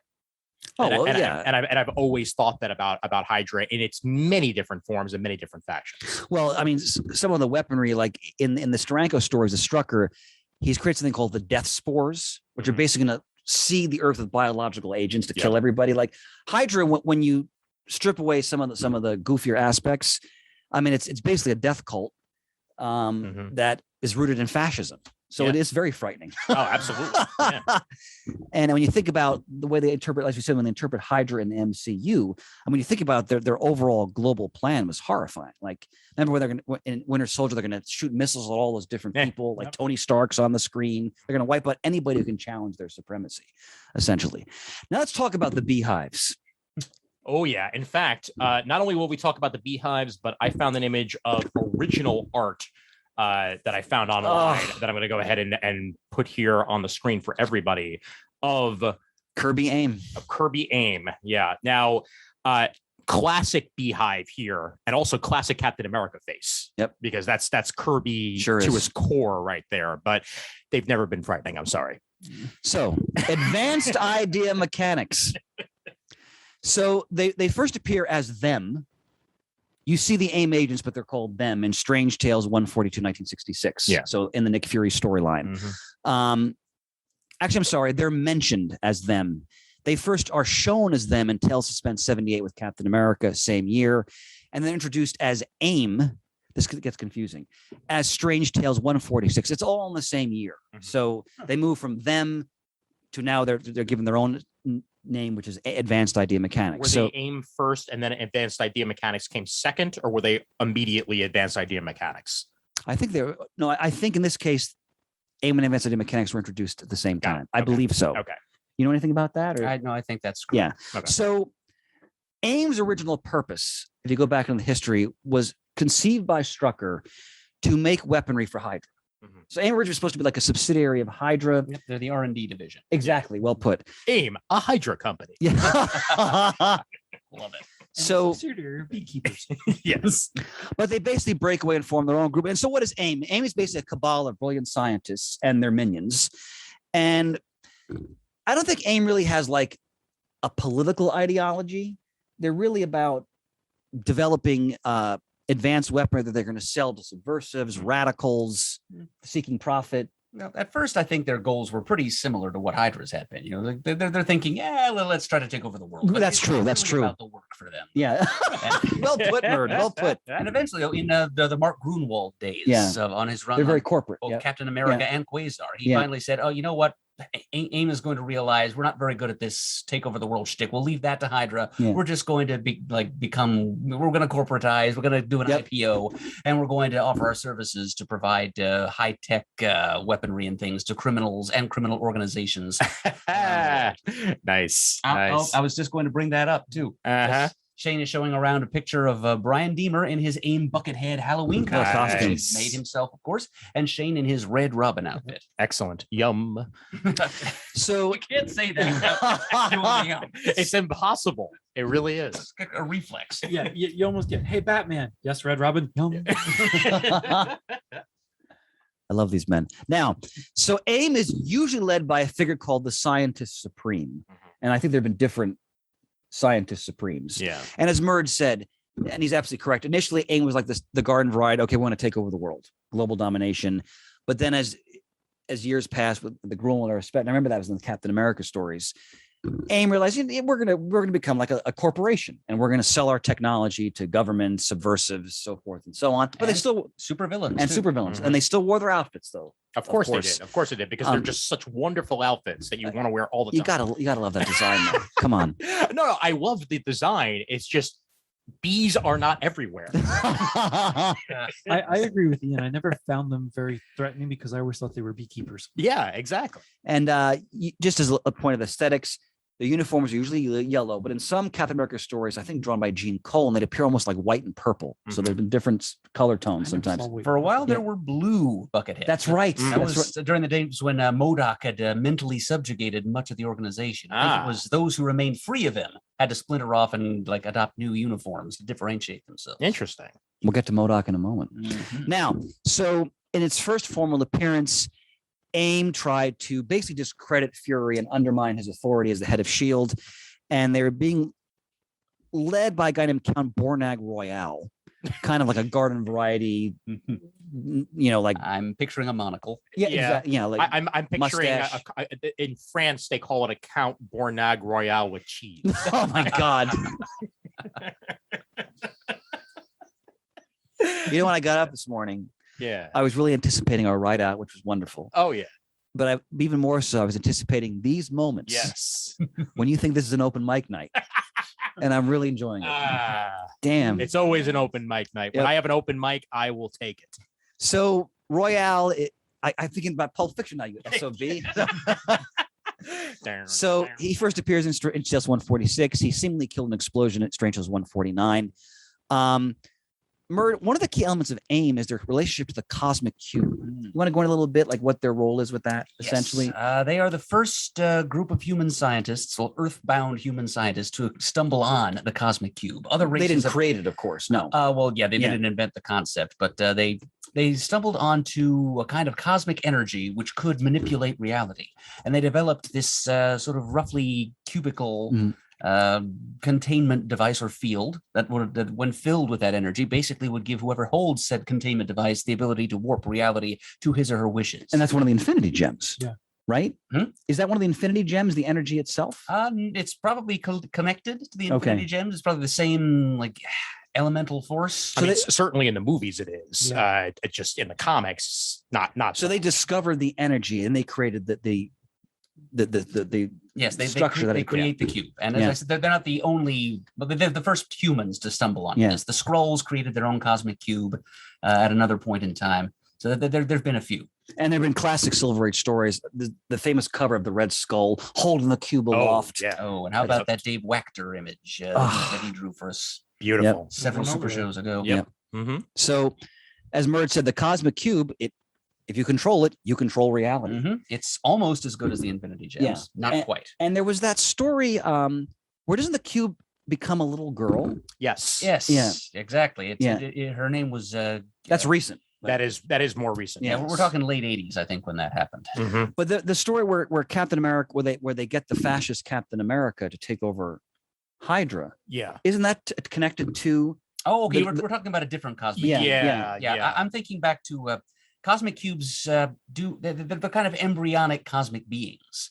And it's happened several times in the past that cosmic cubes have evolved into cosmic entities. The Shaper of Worlds. Right. Gotcha. A cosmic cube. Yeah. And then there were a couple called Cubic and another one that called herself Cosmos. That's what I was thinking of when we're talking about a cosmic cube becoming a little girl. But you're thinking more along the lines of the Secret Empire period. Yeah. And there was that story, I'm a little hazy, where Mary Hill creates this community where all of the villains live in it. And they think that it's almost like a Pleasantville type situation. Yes. I think they're using the anthropomorphic cosmic cube to control that. You might be right. I think that actually in some ways led into Secret Empire. Yeah, I think it did. Yeah. I'm a little hazy because it's a couple years ago, but people can correct us on that. Now, you can't talk about AIM without talking about MODOK. Mm-hmm.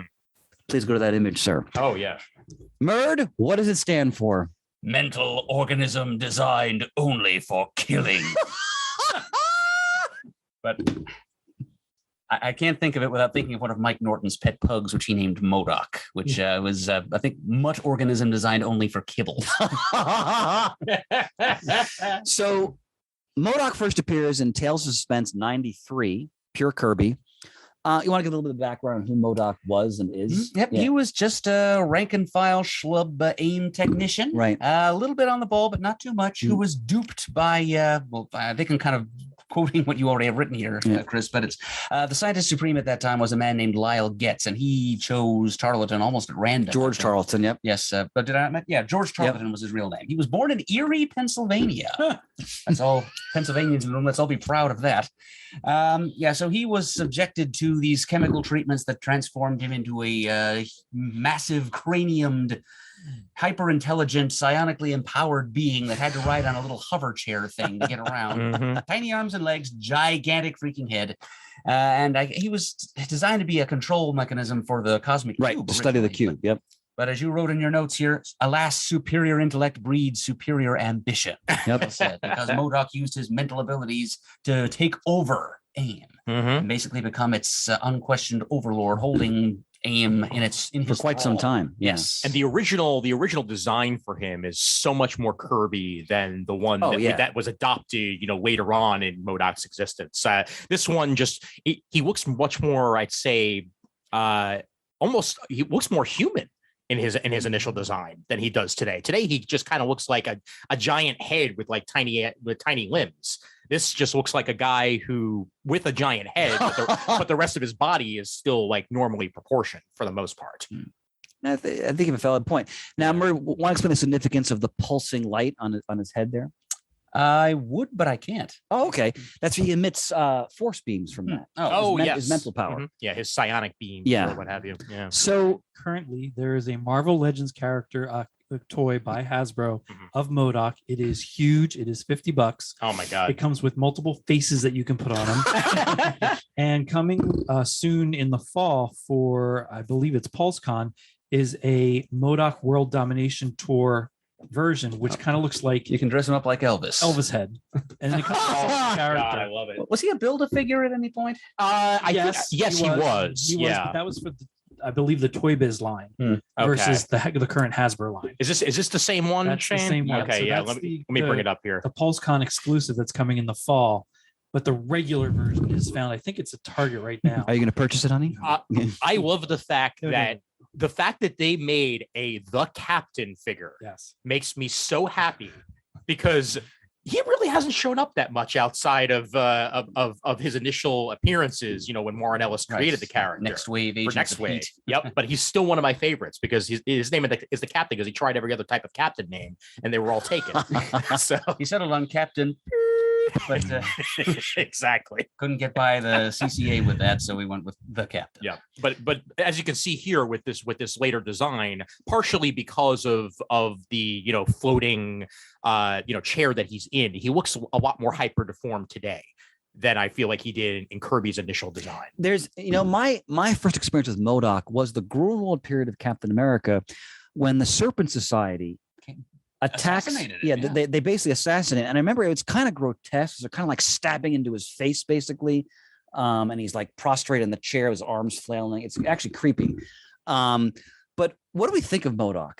Like, I always kind of thought it was kind of a joke.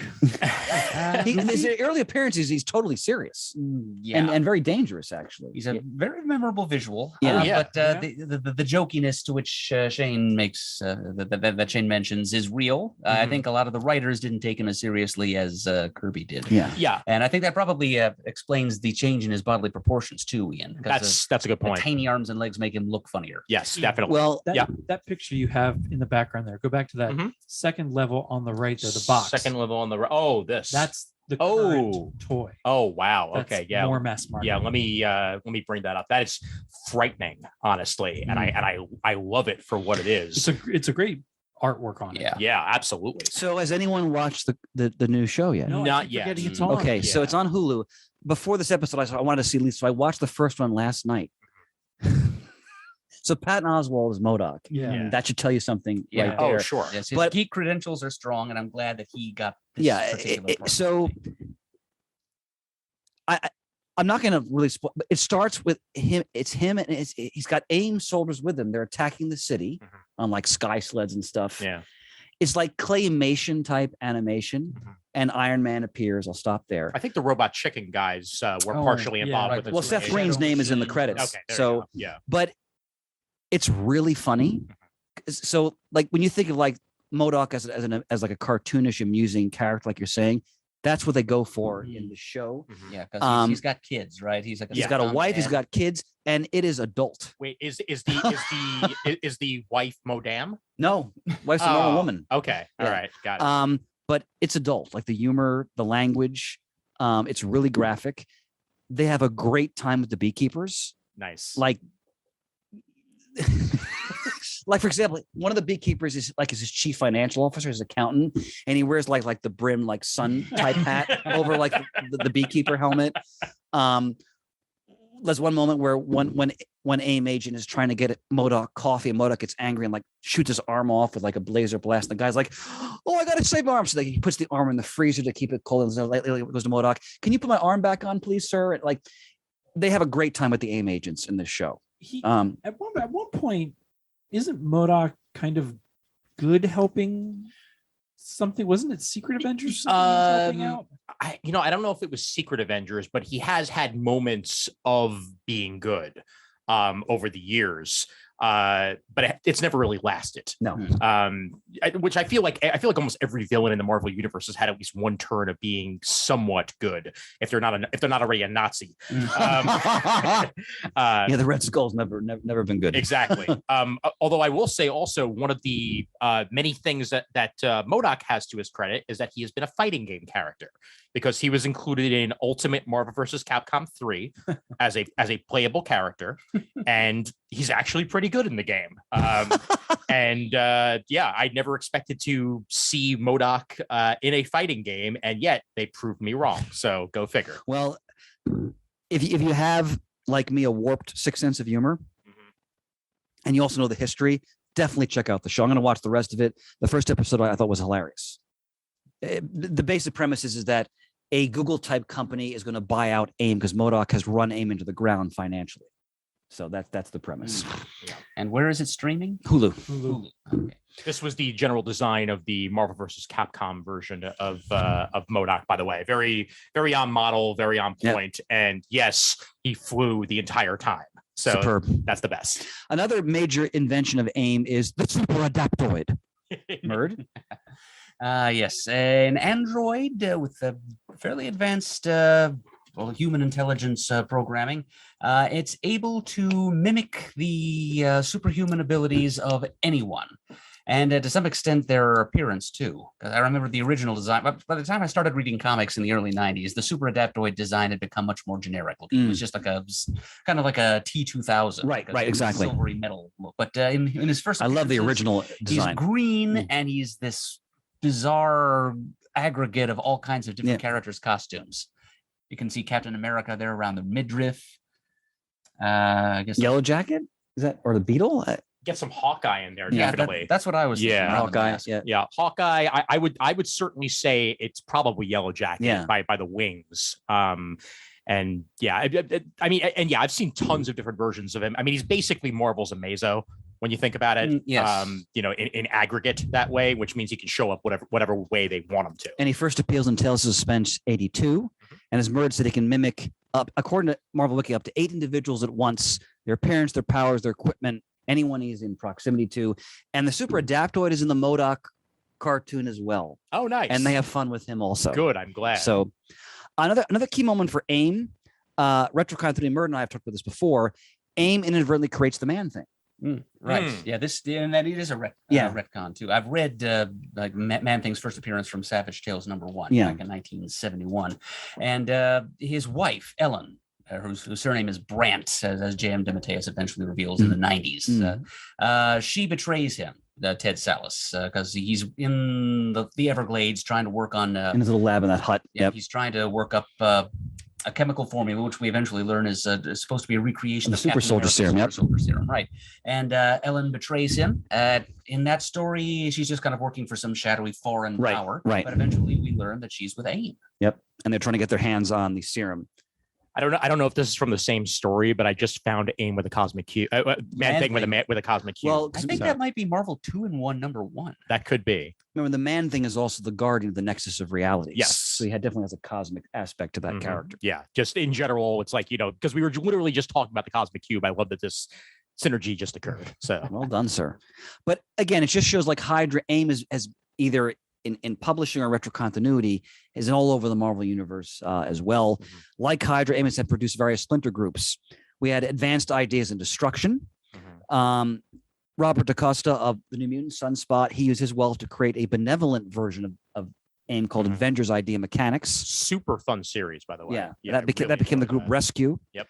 But the main AIM is still around in Marvel and is still pursuing its sort of corporatized agenda of selling technology to various individuals and groups and so forth. But again, I gotta love that costume design. Fantastic. Any comments on AIM?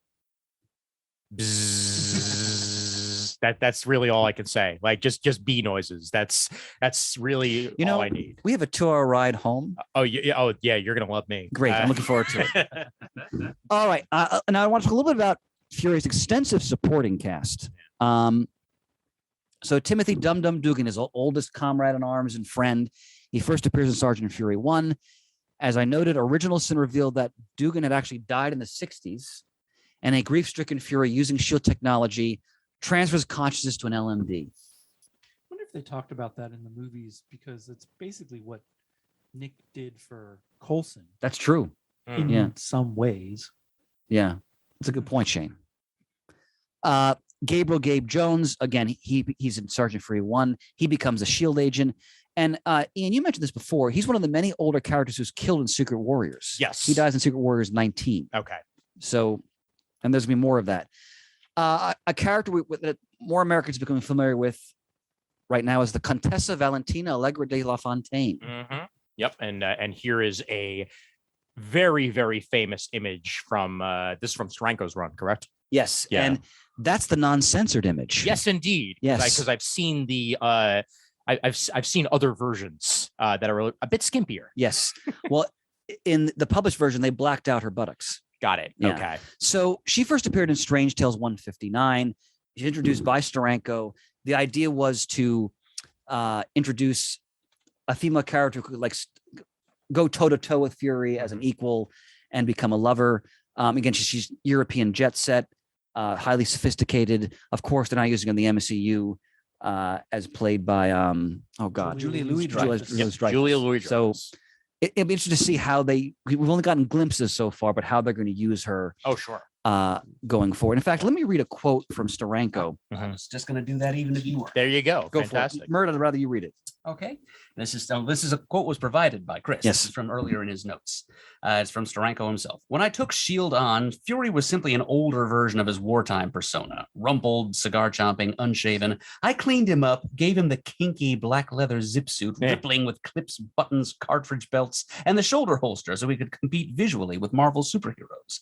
I gave him a personality and a sex life. Yeah. And that's where Valentina comes Oh, in. Yep. yes. In fact, could you go to the gun and holster image, please? Yes, indeed. Let me see if I have that handy here. There we go. Voila. So one of the many ways Steranko broke ground, I should say, on working on Nick Fury was that he incorporated, as Merv was reading the quote, a lot of more suggestive elements to the character's world. Oh, so yeah. this is a very famous page that was censored. So this is the censored page. Because in the original version, I think the last panel is not the gun in the holster, which is really suggestive in itself, of course. Of course. It's them in a lock that I think in a more passionate kind of embrace. Got it. But the censors didn't go for that, so they just showed the holster, which in many ways I think is even more suggestive. This is a very famous page Oh, yeah. from the later Silver Age. And I'll tell you, I read that first issue of Steranko's run. Love that so much more than the initial appearance that I read. And it's only what 3 years after, 4 years after, and it would hold up today. If you were to read that first issue today and said that this was just made today, I would 100% believe you. The art is stunning, and the dialogue actually is really good. Steranko brought a real sophistication, not the art. I mean, but he was incorporating psychedelic elements, pop art. Yep. He had already extensive artistic experience, design. Then, of course, the storylines he was telling, which again brought him sort of more. This page is a perfect example of a more sort of adult perspective to the world of spies and spy stories. Yeah. I mean, I read in the Shield omnibus I have. There's a lengthy essay from Steranko. Yeah. He talks about he was into all the spy stuff too, but he brought his own sensibility to that. And this page is a classic. And if you go back to the other one of her in the cat suit, essentially, I mean, that's very much like Emma Peel, like the British Avengers. Oh, but, sure. Again, that's really risque for comics and that's why they blacked out her buttocks originally to conceal how form-fitting the outfit was. Yep. But Steranko really, I mean, because when his body of work in comics really isn't that large, actually. It's not the quantity, it's what he actually did with the books that he was working on. Yeah. That really moved the medium forward. I highly recommend who does the artist editions? Which company? Oh, IDW. IDW. Yeah. They have a Steranko one, which is Gorgeous. it's gorgeous. yeah. Do you have it? I do. Yeah. And they reproduce a lot of his artwork from this period. It's absolutely breathtaking. So his impact as a writer and as an artist in this brief period can't be overstated.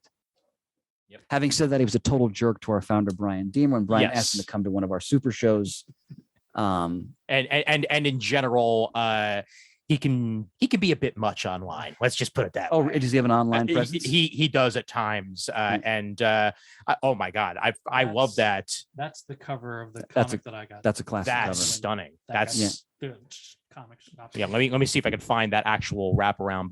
But yeah, this is a terrific looking artist edition. I could tell just by looking at it. But yeah, have Steranko talk about comics. Don't have him talk about anything else. That's the way I feel about it. Could you go to the Steranko pose image I sent you? Yeah. Let's see. Where is that here? Did I download that? Oh, here we are. So the image on the screen, that's one of the iconic Steranko poses for Nick Fury. You've all seen this pose before. Mm-hmm. And like the quote Murd just read, right? The leather form-fitting suit, the belts, the gun. Fury is not like the Palooka we saw in earlier stories. He's more svelte. Go ahead, Ian. It just hit me. 90s Cyclops would not exist without this design of Nick Fury. Yeah. Clearly, that's where Jim Lee took his influence, because I'm right down to the single eye. Yeah, absolutely. I just never put two and two together until now, with all the belts and the pockets and what have you. Like it's almost exactly the same. I thought Cable before Cable. That too. Yes. Excellent point. Yeah. So again, Steranko's all over a lot of the stories we've been talking about and some of these characters. Now, here's a really interesting character who has a really long history in comics, which is Jimmy Woo. Yes. Murd, go ahead. He was the antagonist to the villainous character, the Yellow Claw, which had his own series published by, I guess it would have been Atlas. Yep. Back in those, it dates all the way back to the 50s. And so we had a comic book that had an Asian the main character / villain was the Yellow Claw, and the good guy antagonist to him was an Asian American named James Woo, and an FBI agent. So James Woo is really one of the oldest characters in the Marvel comic universe. Now, the Yellow Claw is a painfully dated caricature now of like the pulp Asian villain, basically. I mean, he is bright yellow. Yes, his skin is literally yellow. I found a fantastic image of Jimmy Woo fighting skeletons. That's Steranko. Yep. That's the best image of Jimmy Woo fighting skeletons I've ever seen. I know, right? There's 7 of them. No, I love Jimmy Woo as a character, and Agents of Atlas was a terrific use of Jimmy Woo later on in comics history. Yeah. And of course, he had a key role in the WandaVision. Yes, indeed, and before that in the Ant-Man movie. But in the Ant-Man movie, he was more for comic relief. They showed more of his capabilities. Absolutely. in the WandaVision. Love that they put him in WandaVision. Yeah. That was an excellent move. Yeah. So Jasper Sitwell. He first appeared, Jimmy Woo first appeared in Yellow Claw #1, as Murd mentioned. Sitwell first appears in Strange Tales 144. And don't think of the Jasper Sitwell in the movies, who's like this scheming Hydra underling. Sitwell is like the overachieving, overzealous, flag-waving, wedded to the mission, to S.H.I.E.L.D. Murd, what's the famous phrase he'd always use? Don't yield, back shield. Yes. So very earnest, but very well intentioned, totally devoted to Fury and to the mission. Yeah. And he first appears in Strange Tales 144. I have here in my notes. He was shot by a brainwashed Black Widow and now is a zombie. I don't know what's going on with that. I mean, that sounds about right. Okay. But yeah, I don't know when that happened, but again, sounds about right. And Ian found some great panels that really captures just his whole earnest approach. Almost Egon Spengler-esque. Yes. Yeah. Lee had some good fun with him in terms of comedy. Yes. Maria Hill, as you mentioned, first appears in New Avengers #4. Sharon Carter, who is Agent 13, first appears in Tales of Suspense 75. She, quote, dies in Captain America 237, which is brought back years later in the classic Wade Garney run. And since Cap was thawed out, she's the great love of his life, basically. Is she still old now? I don't think so. It's hard to because there was a period of time where they aged her. Yes. Something happened. I don't remember what the reason was. And then she was put in charge of S.H.I.E.L.D. too. But she and Cap have had this long-standing relationship. Yep. In the early days, like many League female characters, she was kind of like, "Oh, Cap," she'd swoon. And was she always Peggy's niece, or was that so. a different relation initially? Because I think she may have just been the straight up daughter originally, but I could be wrong. You might be right about that. I Yeah. feel like they did change it. That's I'm what I not. thought. I'm not positive about that though. Yeah. You know anything about that, Mert? I don't. There's definitely a familial connection. Oh, absolutely. Yeah. Yeah. Yep. So as we know in the cinematic universe, they're doing very interesting things with her character because I thought she was underused in the movies Mhm. originally. So I thought she had a great start, and then Yeah. they kind of Yeah. pushed her to the side. I guess that's Mhm. the best way to say it. and I guess the fact that she was pushed to the side both in our reality and in that world Yeah. is reinforcing why she's behaving the way she is now. Certainly. So And this would be in Falcon and Winter Soldier. Yes. Right. Right, Yes. so we'll see how that plays out. Now, the actor that played Jasper Sitwell, Maximiliano Hernandez, Uh-huh. I saw an interview with him one time where he is a huge comic book fan and a huge. So he probably knew what the real Sitwell was like. He was. And Yeah. he's all excited, and then he gets the script for what happens. He's like, "Oh," it was funny to He wanted to play him the way he was in the yeah, comic. yeah, instead of what happened to him in Yeah. Winter Yeah. Soldier. Like, That's a "Oh." shame. Clay Quartermain, stalwart shield agent, first appeared in Strange Tales 163.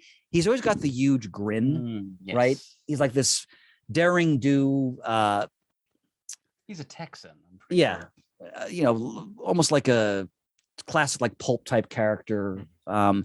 He's finally he dies originally the Peter David Hulk run, then he comes back. He's killed again in Hulk Volume 2, number 4.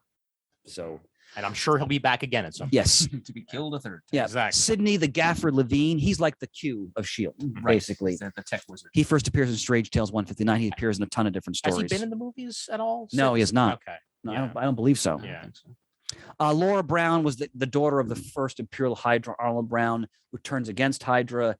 And she appears in various stories. She becomes a SHIELD agent. They kind of hint that she and Fury might get involved. I don't think they ever actually do. But so Alexander Goodwin Pierce. Now, there's the Robert Redford version from Winter Soldier.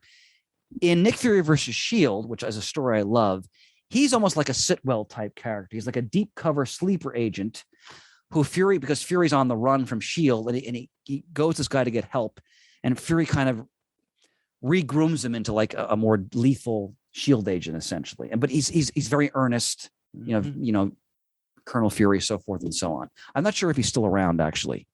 Trying to find his first appearance so I could see what he looked like, but He was a schlub. yeah, In a that's suit. definitely not the most recent look for No. him. So yeah.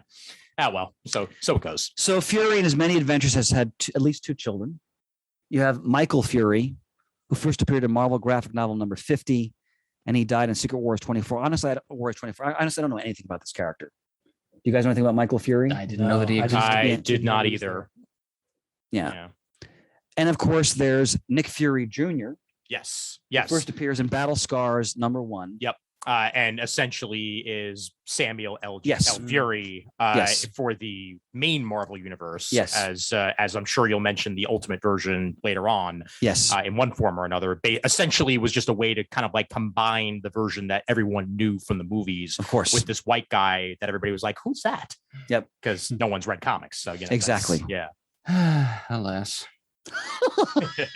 I love Nick Bleak. Yep. And of course, Phil Coulson also appears in Battle Scars number 1. Coulson was movie creation first, though, correct? He was. Yes. Okay, that's Mhm. what I thought. Yeah.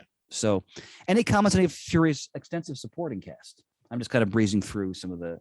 Yeah, I key mean, characters. They show up when they do, and when Yeah. they do, they usually are a lot of fun on the page. And some of them, like the Dum Dum Dugan character, have extensive histories all their own. Oh yeah. And they really, That's the Godzilla yeah, series. right. And they really explore when they have good writers, the dynamics and the heart of those relationships. Yeah. And the friendships, and so forth. I know I've seen Quartermain around a lot. He's appeared often in Oh, Shield yeah. stories. Yep, Absolutely. definitely. All right, now bring on the bad guys. Yes. Oh yeah. So That is- Fury's greatest opponent is Baron von Strucker, who first appeared in Sergeant Fury number 5 as the head of the Blitzkrieg Squad. And he's like he's Fury's big Nazi nemesis throughout World War II. And then, of course, we later find out he's the head of Hydra as well. And he keeps dying, but he keeps coming back in some form. And who are his children? Oh, yes. Go ahead, Murd. Their names are Andrea and Andreas Strucker. They're Mhm. twins. They are mutants. They go by the name Fenris, Yes. after the apocalyptic wolf god of Yeah. Norse mythology. And when they hold hands with each other, they can emit lethal energy blasts. Yes, Yep. yes, which has led to some very awkward things when one of them was dead for a while, and the brother was carrying around a sword with his that's right. with his sister's skin. That's on it. right. Around the hilts. Yep. That mhm. was New Thunderbolt. That was Yes, Thunderbolts. indeed. That's Yep. right. Mhm. So we could tap into the power. Yeah, that was Forgot about that was that. Warren Ellis's run, if I remember correctly. I think. Well done. Well, he debuted as the swordsman during Isia's run, but the thing with Right. the skin might not have been pointed out. Until, Yes, that was definitely an Ellis creation. Yeah. Mhm. Yep. Magnificent. That I didn't know. Wow. Yep. So again, Strucker keeps coming back in various forms, either as an LMD or he gets reincarnated or whatever else, resurrected. Yep. But he is Fury's go-to adversary, Mhm. essentially. The Zodiac, Murd. Oh yes, sometimes called the living Zodiac. Yes. Who are they're a cartel of Zodiac themed criminals, Yeah. led by Cornelius Van Lunt as Who's Taurus? Yep. and by other people at other times. Yeah. There've been a few different incarnations, and at times a person whom I thought, and I think most people thought, was Nick Fury's brother Jacob, was the Scorpio of the group, Yes. wielding the Zodiac key. Yes. An ancient, well, maybe not ancient, but a power object that's been batted around the Marvel universe quite a bit over the decades. I found an excellent chart That's a of all great of image. them. Yes, from the Ohatmu Master Edition. The Yes. Luke- Mhm. Indeed. Murd knows just by the glance. Yep. So in the Zodiac's introduced by Steranko, and these are classics. Whatever happened to Zodiac, I think, is one of the great titles. There's the great newspaper image, Mhm. and Steranko's just flawless sense of design and drama. But we, as Murd said, we think for years that the Zodiac is Jake Fury. So there's that drama of brother against brother, and then they do a lot of retconning with the Hickman Shield stuff. They reveal that the Zodiac was actually an LMD of Jake Fury, not the actual Jake Fury. So that must have been a recent. Yeah. It was, Yeah. yes, because I think even Jake Fury showed up in Secret Warriors as well. but I think as Jake Fury, right? I believe so. Yes. Yeah. Don't quote me on that though. I could be wrong. Yeah. Of course, we mentioned Madam Hydra / Viper. She first appears in Captain America 110. Again, it's a classic Steranko story as the Viper. And then in Captain America 1, I'm sorry, as Madam Hydra. Then in Captain America 180, later in the Bronze Age, she appears as the Viper, which is what she's been known for ever since. And she has a one heck of a history with Wolverine. Yeah, Yes. they were married for a while. Mhm. Madripoor, yep. Yes, indeed. Yep. Mm-hmm. Bringing her up right now. She appeared in the Wolverine movie, didn't she? A form of her did, yes. That was the Japan one. Right. Yeah. And if you have not seen the director's cut of the Wolverine, it is superior in every way Really? to the version that Happy to hear was it. released. You can get that Really? on Voodoo. Okay. So track it down and get it. I didn't know there was a director's cut. There is. It's essentially a R-rated cut. Okay. So a bunch of scenes that were cut from the original. Because I version like of that movie Wolverine. in general. I love it, and there's scenes that just build character and also are gruesome as heck. That they Okay. had to cut for the actual theatrical release. I'll have that to they watch put back that. in Oh, for the director's cut. Ian, fantastic. Yep. There's a classic Steranko image. He conceived the character. Mhm. So again, very much his use of like leather and. Go ahead, Murray, you're gonna say something. Yeah, well, nothing that important. I was just going to say her real name is Ophelia Sarkissian, in case anyone was wondering. There you go. Fantastic. Excellent. And I mentioned the Yellow Claw. Again, he goes back to the 1950s as his Jimmy Woo.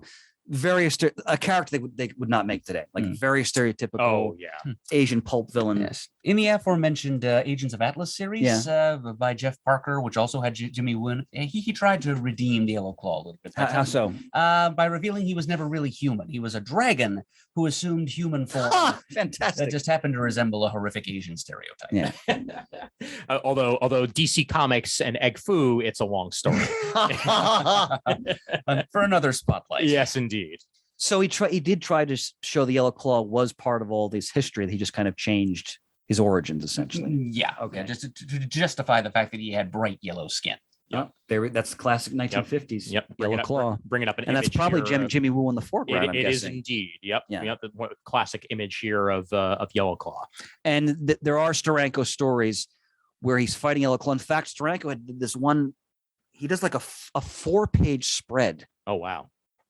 I think you'd have to fold it out, or you maybe had to put two comics together. I don't believe you have remember. to fold it out. Yeah, Let me see if I can of find Fury fighting the Yellow Claw. It's breathtaking Let's artwork. see. Yellow Claw Steranko. Let's see if I can Yeah, find it here. I'm sure it'll come up right away. Steranko. There it is. There it is right there. Yep. Okay, let's see if I can. Oh wow. Wow, that's And there's Clay Quartermain with his daring do grin. Yep. in the midst of combat. The size of the image doesn't do it justice, No. but it's beautiful. You could tell. Yeah. Yep. Mm-hmm. So that's the yellow claw. Yep. Okay. We're actually kind of approaching the sort of the last stage of this spotlight. Again, this is more of an overview because we just can't possibly checklist. Nick Fury we'd experiences. be here for 17 hours. Yeah. But I wanted to kind of slowly close out by talking about a lot of recommended reading. Mm-hmm. If people want to get interested in getting into the history of Nick Fury, these are the stories I think people should read. Some of you have read some of these stories. I want to get some of your input as well. But as I mentioned, you had the Sergeant Fury stories. If you want to get on the ground floor of Fury's World War II adventures, all of those are available in reprint editions. And you guys, I mean, I think your reaction to them is understandable. It's definitely,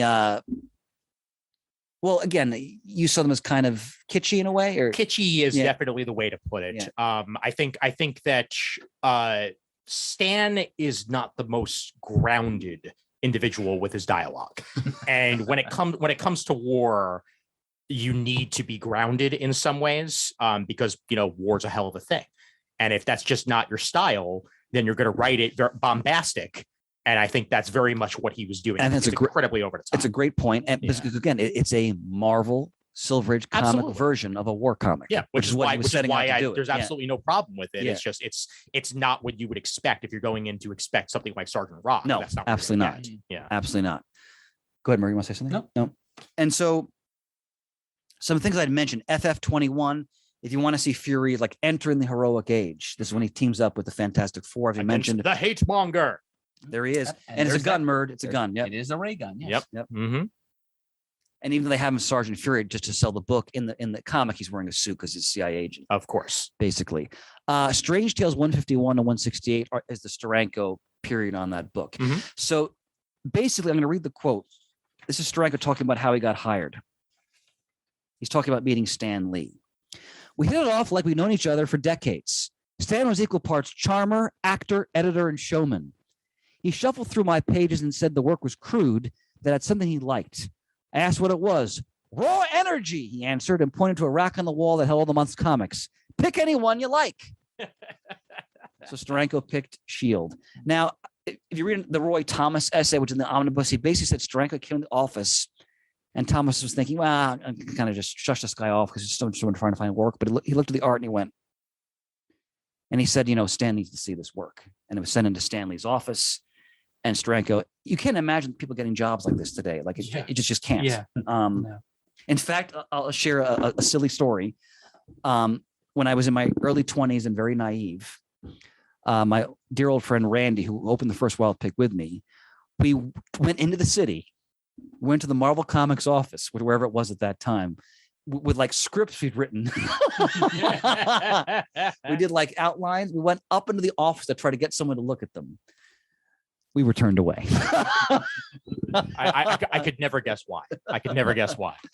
Some guy did come out to talk to us, and then he just kind of shushed us out the door. But again, we're not Jim Steranko also. So again, Strange Tales 151 to 168. If you want to really see Steranko develop, because originally, like with many new artists, Kirby did layouts, which a lot of art, he would do that with a lot, because Lee wanted people to get Kirby's energy, not necessarily copy his style, but get that visceral energy. So thanks, honey. Yeah. And Steranko worked over Kirby's layouts, but then eventually he just cut loose, was doing all the penciling, inking on his own. Mm-hmm.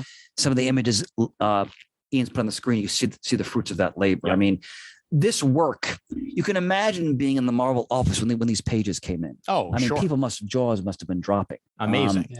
Look at that cover. That's the trade that I have of his work. Of the Nick Fury Agents of S.H.I.E.L.D. Yeah, there were numerous Steranko trades over the years. Yep. And just this one in particular is just such an iconic image to me. I've seen this one so many times. I've seen posters made of it. I've seen it on T-shirts. Could you call it the image of Fury's pad, please? That I sent you. Yes. And incidentally, that version of the trade I have has some of the best paper and smell that book that I have.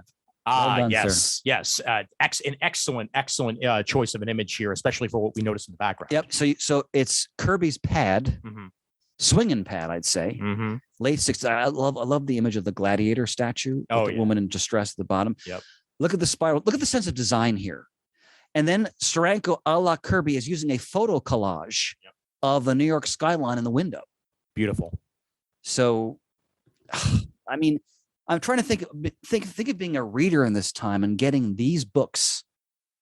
People must have realized how groundbreaking, when you see like a medium, like it advances, like people advance an artistic medium. Absolutely. That's what you're seeing right here. Absolutely. Yep. Basically. Mhm. So it's absolutely stunning. Then Steranko helms the Nick Fury agent. Nick Fury gets his own eponymous series in the late 60s. And Steranko's only on it briefly. He pencils and does the covers for issues 1 through 3, and then 5. He does a few more covers, then he's gone. Steranko didn't work for Marvel that long. I mean, he was involved in movie design. He was an escape artist. He had all these different things he was doing. Yeah. He wrote was the a secret agent on the side. He wrote the very famous. He did a history of comics, a 2-volume history, which is outstanding. You know what I'm talking about, Mert? Yes, You might even have it here. No, we probably do. Yeah. More It's than very likely. large. Yeah, It's it's like a like outsized tabloid or Yes. treasury size. And in fact, the story goes that Jack Kirby created Mr. Miracle in part being inspired by the fact that Steranko was an escape artist, essentially. So a fascinating figure and a very important figure in the history of the American comic book. Still should have been nicer to Brian Deemer, though. Yes. All right. I mentioned Marvel Spotlight number 31, where they introduced the Infinity Formula. Mhm. That's in the Shield Omnibus. That's a Starlin Chaikin story. So that alone, you should check it out. One of my favorites is Nick Fury versus Shield. This came out in the late 80s. Now, a writer Mert I don't think he's really a fan of, which is Bob Bob Harris. Harris. Yes. Well, I don't mind him he's not great as a writer, but Yeah. as an editor or editor in chief, he offends even a bit more. This, I think, is one of the strongest things Harris wrote. So it's great art by Paul Neer and Kim DeMolder. And basically, again, it's the more sordid side of Shield. It's a post-Watergate, post-Vietnam, like the revelations like the FBI, COINTELPRO, CIA shenanigans. It all kind of folds into this sensibility about this version of Shield. That's Kurt Russell. I was going to say, Yeah. like, clearly they cast Kurt Russell in the role of Nick Fury for the cover here. So the gist of the story is that Fury starts to slowly realize that Shield is spun out of control, and there's shadowy forces controlling the organization. He's losing its grasp of it, and he realizes he's involved in all of these sinister machinations, and he ends up going on the run, hunted by his own organization. May I read the cover blurb here? Please. Yeah. I've trained my agents to be good soldiers, to follow orders because I never doubted that we were on the right side. I ain't so sure about that anymore. Yep. It's a story I still love. It definitely borrows from Invasion of the Body Snatchers. Would you agree, Merd? Yes, Yeah. absolutely. So we find, without spoiling too much, we find out that there's basically an LMD conspiracy, A cult. a Almost. cult within S.H.I.E.L.D. Mhm. that is basically like the Body Snatchers, replicating many of S.H.I.E.L.D.'s agents, including a lot of Fury supporting characters. Shane, would you say that this is similar to that season of Agents of S.H.I.E.L.D., or is that or was that a different concept with the LMDs? It's similar. Uh-huh. And they use them again at another point Okay, too. got it. Okay, cool. So I remember when I was a kid, this came out in beautiful prestige format comics. Mhm. I think it was 4 issues. Steranko did one of the covers. Sienkiewicz did another one of the covers, and Marvel really touted the story at the time. Yeah. And I was, I don't know, 13 or 12. I loved it. Yeah. Because it was Nick Fury being portrayed in a very complicated, ambiguous way. And it's a story I still enjoy. Double Edge Omega #1. This is where a brainwashed Punisher kills Nick Fury in public, but it was an LMD. Well, So- yeah, they played it coy at first. They did. They did, yeah. We were supposed to accept that this was a genuine character death. It was a big time event. Yep. There was both Double Edge, Alpha, and Omega. Well done, Murd. Ends to the crossover, and don't just know they both had chromium covers. Of course they did. Yes, Alpha was written by Larry Hama. The Omega was written by John Ostrander. Yeah. It was supposed to launch the Marvel Edge imprint. That didn't last very long. No, it really didn't. It was like Ghost Rider, Doctor Strange, Daredevil, Hulk, and Punisher. Was this before Marvel Knights? It was kind of a missing link between Midnight Suns in the early 90s and Marvel Knights in the late 90s. Just because we're mentioning LMD and Nick Fury, I just found this amazing image from the She-Hulk run back in the day of like every The single. classic Dan Slott Oh one? yes, yes, of like as many LMDs as you could fit into a hat of Nick Fury. terrific.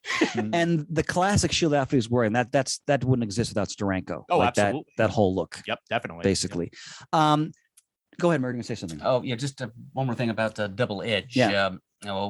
It's some of the only reading I did for this episode, so I might as well mention it. Please. There was actually a funeral for Nick Fury in the wake of this, which was in Incredible Hulk number 434, which was the Peter David run. And, talking of appearances of the Howlers in latter day, Gabe Jones, I remember this Izzy now. Cohen, and Dino Manelli and Eric Koenig all got together at a diner before the funeral, and they sat down and said, well, our old friend Nick has died in action.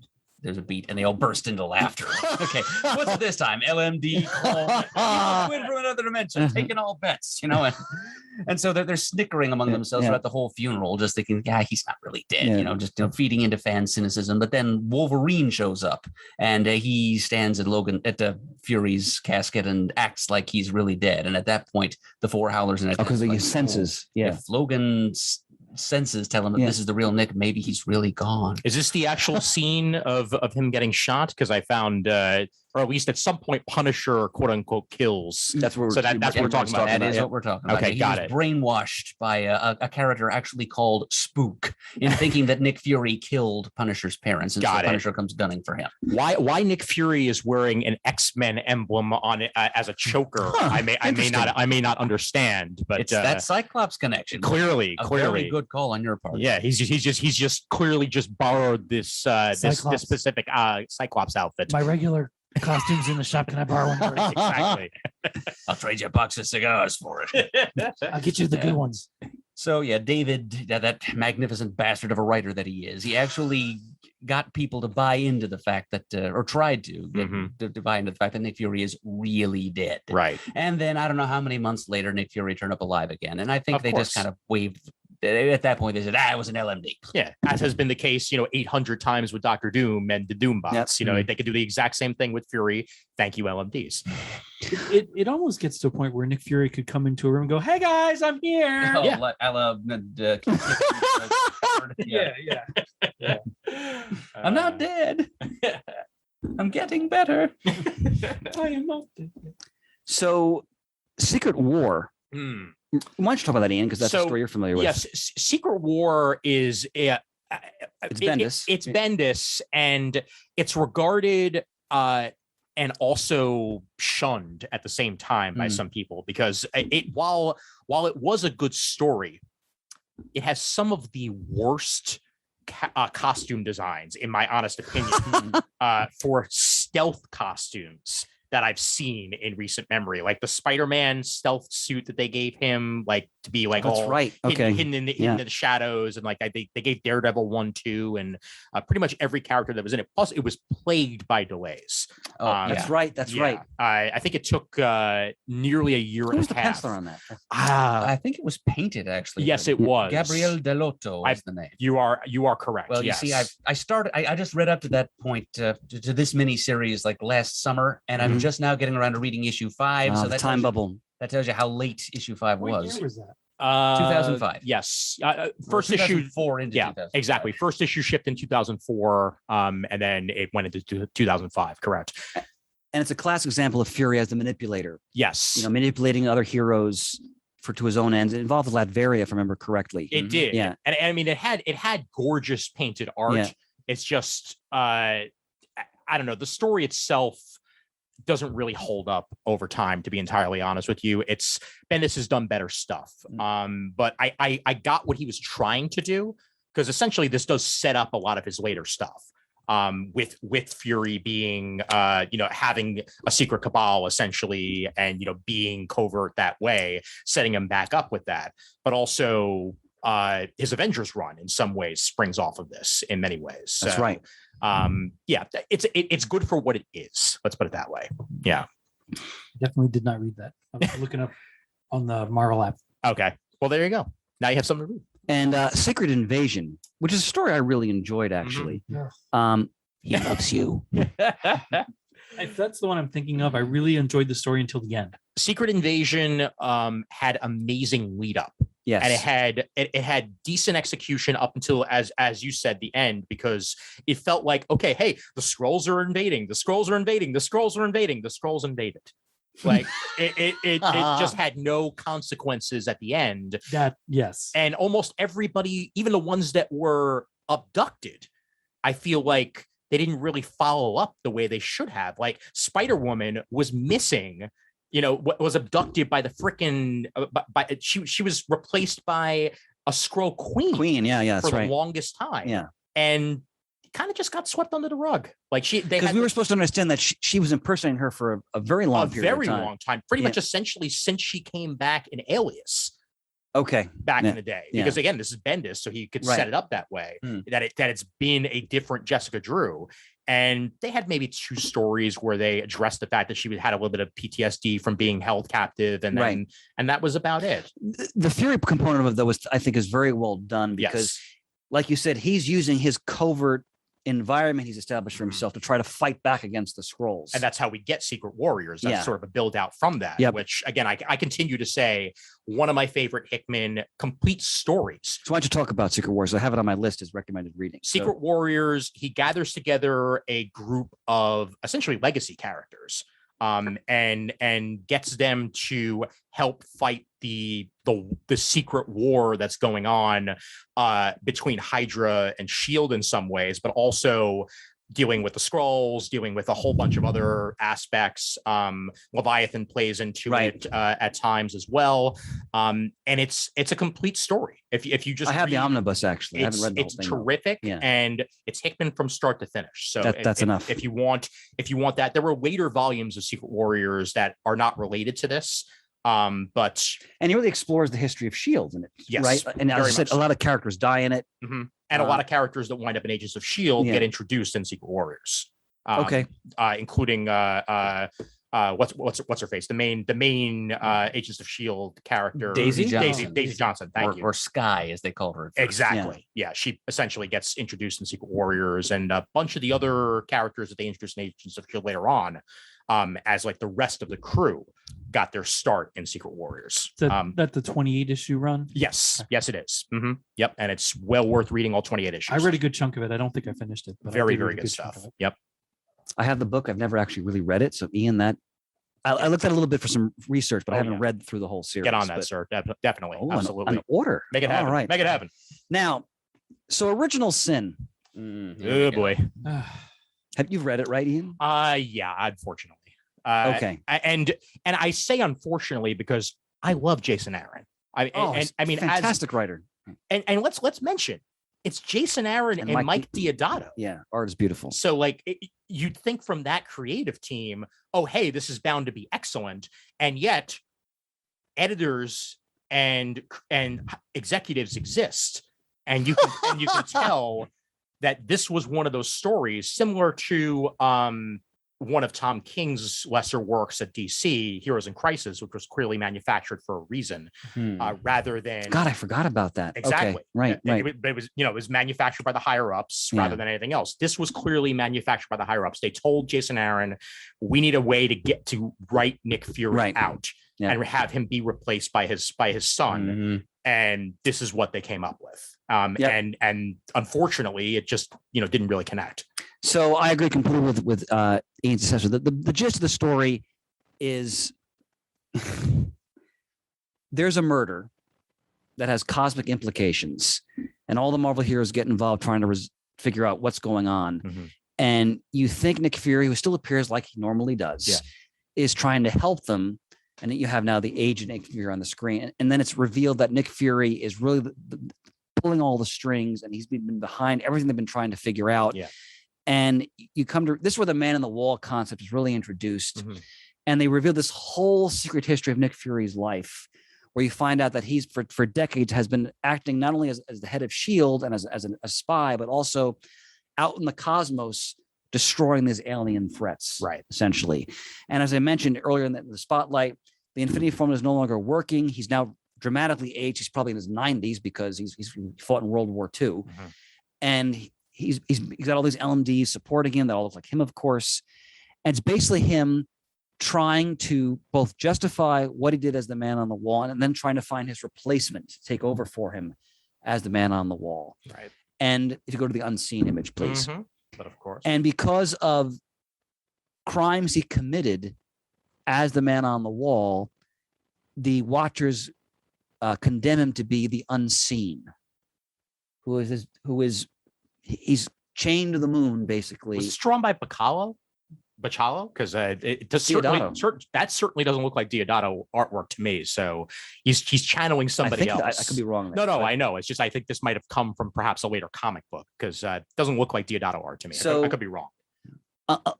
But except for the caveat Murd told us about earlier in the episode, this is the fate of the original Nick Fury. He's condemned to just observe now events rather than trying to be in the midst of things and to manipulate them. Yeah. The story is also about, and this is where I appreciate it to some degree. I agree with Ian. It's not one of the better, like, enthralling events. Yeah. But basically, it's about a man who has so much blood on his hands, which is accrued for the cause of the greater good. How he's trying to justify all the horrible things he's done to protect Earth and humanity. That's really the gist of the quandary of the story, essentially, and how the other heroes find out about it, how it affects them, and of course the Watchers involved and all of that. And it's about the cost of keeping secrets and what the results of that. There were like 3 events back to back that just didn't really stick with me. The one with all those hammers. I can't think of it now, but like that was Fear itself. Fear itself. Thank you. Fear itself. Axis. I never even read Axis. Axis was bad. And then here with what we have with Original Sin, that just didn't land for me. And not everything's going to be a winner, but when you got to churn out events. But if you're really interested in Nick Fury, I do recommend you read this story because it's crucial to his history as a character. Absolutely. But as you said, part of it's cynical business movement because they just wanted to remove the original character. Yeah. Now, but as Murd mentioned, apparently he's been given a new lease on life, right? In what was the story again? It was after Empire. Yeah, I think it was. It might have been an issue of Fantastic Four, actually, written by Dan Slott. And there was also maybe an Empire Fantastic Four tie-in one-shot or miniseries. Yeah, I'm trying to find the actual like images from it. Well, there's Fear as the Unseen. Yes. Yeah. And this, I mean, it's a bit of a spoiler, but it's relevant to what we're discussing here. Here's the actual image of Uatu coming back, which says to us that clearly the Unseen no longer has a purpose because Uatu's back. So that's it. And then literally saying on the bottom, Uatu, you're back? How is that even possible? Well, writers, that's what. And so we'll see where Nick Fury goes in the future. The last book I wanted to mention, which I think is one of the best stories ever applied to the characters, Fury, My War Gone By Garth Ennis. So what Ennis does, actually, Ennis did a couple of Nick Fury stories. He first did a mini-series just called, I think, Fury. Yes. Yeah, that was the one that I mentioned earlier. Which is Fury as like the head of S.H.I.E.L.D., but it's Ennis is really a reverent, cynical take on that world. Like the book starts with like Fury at a bar having a drink with a former Hydra agent. They're swapping war stories about like them fighting each other. And like Fury is like making fun of like their oath, and it's classic Ennis. Fury, My War Gone By, which is tremendous. It's what if Nick Fury existed in our world? Just he's a soldier who becomes an intelligence operative. And remember, Ennis for me is the maestro of military comics. So he basically takes Fury and inserts him into various geopolitical struggles. French Indochina, Vietnam in the 1950s. Cuba in the 1960s, where they sent him to assassinate Castro. Nicaragua in the 1980s. He goes back to Vietnam in the 70s, meets Ennis's version of Frank Castle in Vietnam. These are tremendous war comics, number one, because it's his grasp of history. Yeah. But two, he shows Fury getting older. So if it were made today, it would be called Nick Fury Life Story. Yes. Yeah. Exactly. Wow. Yeah. Well put. Yeah. But they're gripping, and it's also the cost of his life as an operative in the shadows. Like the story starts with Fury really old in a hotel room surrounded by bottles, talking to a recorder about all of his missions. It is absolutely tremendous. And to me, it really goes to the essence of the character, even though he's pulled him out of the Marvel universe and put him into our world, essentially. I can't recommend it enough. The whole miniseries is collected in a hardcover. It's tremendous. I really recommend it. Now, I will bring up Got to other media here. just as passing, not even just other media, but also other versions. As this image right here is a good comparison, as this was, you know, when the Ultimate Universe was first created, they made the decision to make Nick Fury black, and they took clear inspiration of Samuel L. Jackson in the creation of the character. And then they asked Samuel L. Jackson to play him in the movies. Enough said. It just made perfect sense. But that's also why we eventually got Nick Fury Jr., you know, to replace him in the comics, because they felt, you know, synergy. A character who I don't feel has gained much traction in the comics. Not really. Right? There really hasn't been a lot used with him. Both him and Coulson have just sort of been there. They really haven't been used to full effect. You may see more eventually, but, you know, who knows? Coulson showed up in a bunch of Captain Marvel stuff. And I think, and he's been in the Avengers story with Jason Aaron. Yes. Yeah. There was an Agents of S.H.I.E.L.D. series, didn't last very long, but it was written by Mark Waid. Yes. And he did use Coulson to great effect. Yes. He really brought his character to the forefront. I remember there was one where he was being held prisoner for an extended period of time, being like held on the. He was in shackles being tortured, I think. Yeah. He got himself through it by reciting the names of every person who's ever been a member of the X-Men to himself. That's right. I remember that over and over well again. done, Nerd.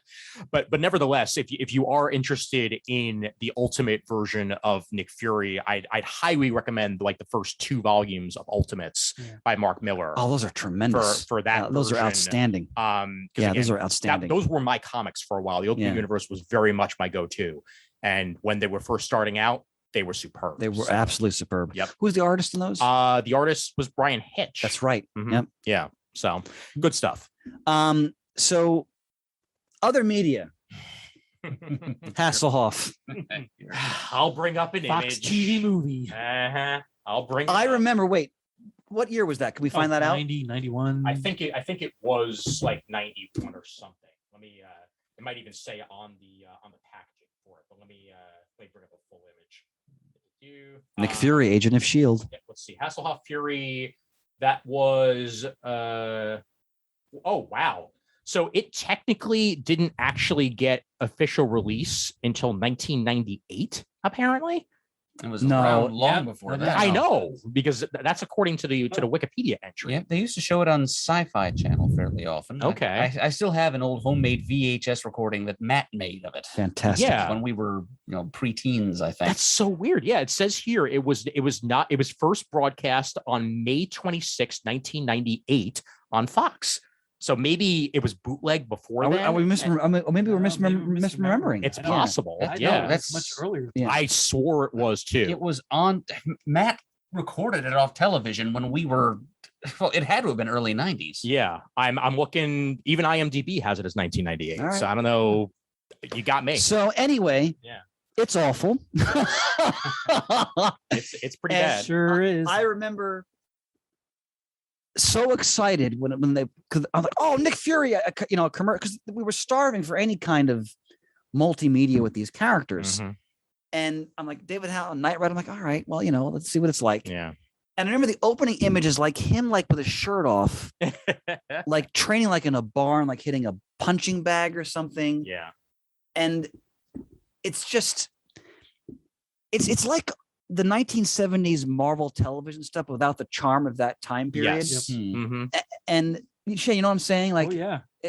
And you're absolutely right. Yeah, it's awful. I think Valentina is in it. I think she has her characters in it. To be fair, is he fighting Hydra? I don't even remember. I don't even remember either. To be fair, the one thing I'll say about it is that he does kind of look the part. Oh yeah, and that's really all you can say about it. Like, Lisa Rinna plays the Countess. Okay. And I think they do show the helicarrier in it, if I remember correctly. I'm sure it was a model. Yeah, because that's the only thing that they could probably afford at that point. But I remember when it came on TV, I remember thinking I could barely get through it. Like it was. And I know I watched it multiple times over the years. Mm-hmm. God, your devotion to duty is above and beyond, my friend. But I think Stan Lee was a S.H.I.E.L.D. technician in the movie, if I remember correctly. That wouldn't surprise me. Yeah. So that's that. Then we get to, of course, the MCU. Yes. Go ahead. You want to say something?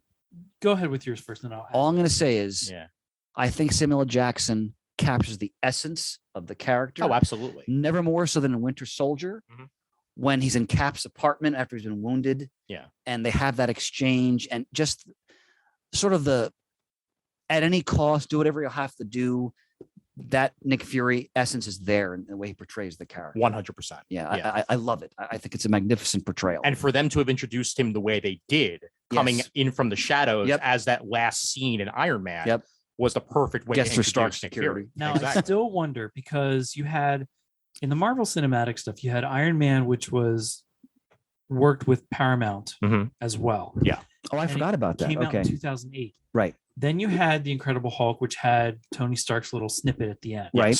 Then you had Iron Man 2. In 2008, everything that I remember hearing about, reading about, and seeing was that's just thrown in there for fun. We thought we'd do something neat. Yeah. I really don't think they had any idea what they were going to do. They did until probably not. Many fans went, oh my God, that'd be so cool. And then they start, well, maybe this would work. Well, they also didn't know that Iron Man was going to be the ginormous hit that it was going to be. Right. Yeah. Right. Because I mean, that was a big risk. Absolutely. I mean, no one knew that movie was going to balloon the way it did, because we were still in the era of so comic book movies. Yes. And then once we got out of that, and the Marvel Cinematic Universe was essentially born off of that scene alone. Yep. Yeah. Yeah. I'd love to be in the room where they not only talked about just throwing that in there for fun, but then the next meeting was, well, maybe that would work. Look at how the fans are reacting. Yep. And then boom, they went from Many there. millions of dollars later. Yeah, exactly. Yep. So, gentlemen, There's that great picture, and it's a whole story. You can find a video on it, where they have the Marvel Cinematic Universe 10th anniversary, and Stan Lee's in the warehouse where they're filming all this, and they get everybody possible together and take this massive picture of everybody, all the different who's been in a actors. movie. Yeah, all together. It's spectacular. It's just fantastic. What documentary is this? It was on either a DVD or if you search it, you can find it. Yeah. I will. So I will Nick Fury point out- animated. Yep, Nick Fury animated. He did appear in multiple forms, but for the most part, he showed up in the Spider-Man the Animated Series in his classic Steranko outfit multiple times during the run of the series. He also showed up in the background. He never actually appeared as a character in X-Men the Animated Series, because they would put in random shots of people. Oh, that's right. All the Okay. time. Yeah. And that was one of the random shots, like looking up like this or Right. something at times in that. And I'm pretty sure he also showed up on the Fantastic Four animated series. I could be The one from the 90s. The one from the 90s, yeah. Okay. But he's since showed up in, as we mentioned earlier, the Ultimate Spider-Man series that was running for a while, and probably various others in his Samuel L. Fury form. Right. Which I will continue to call the character. Any other multimedia you guys wanted to bring up?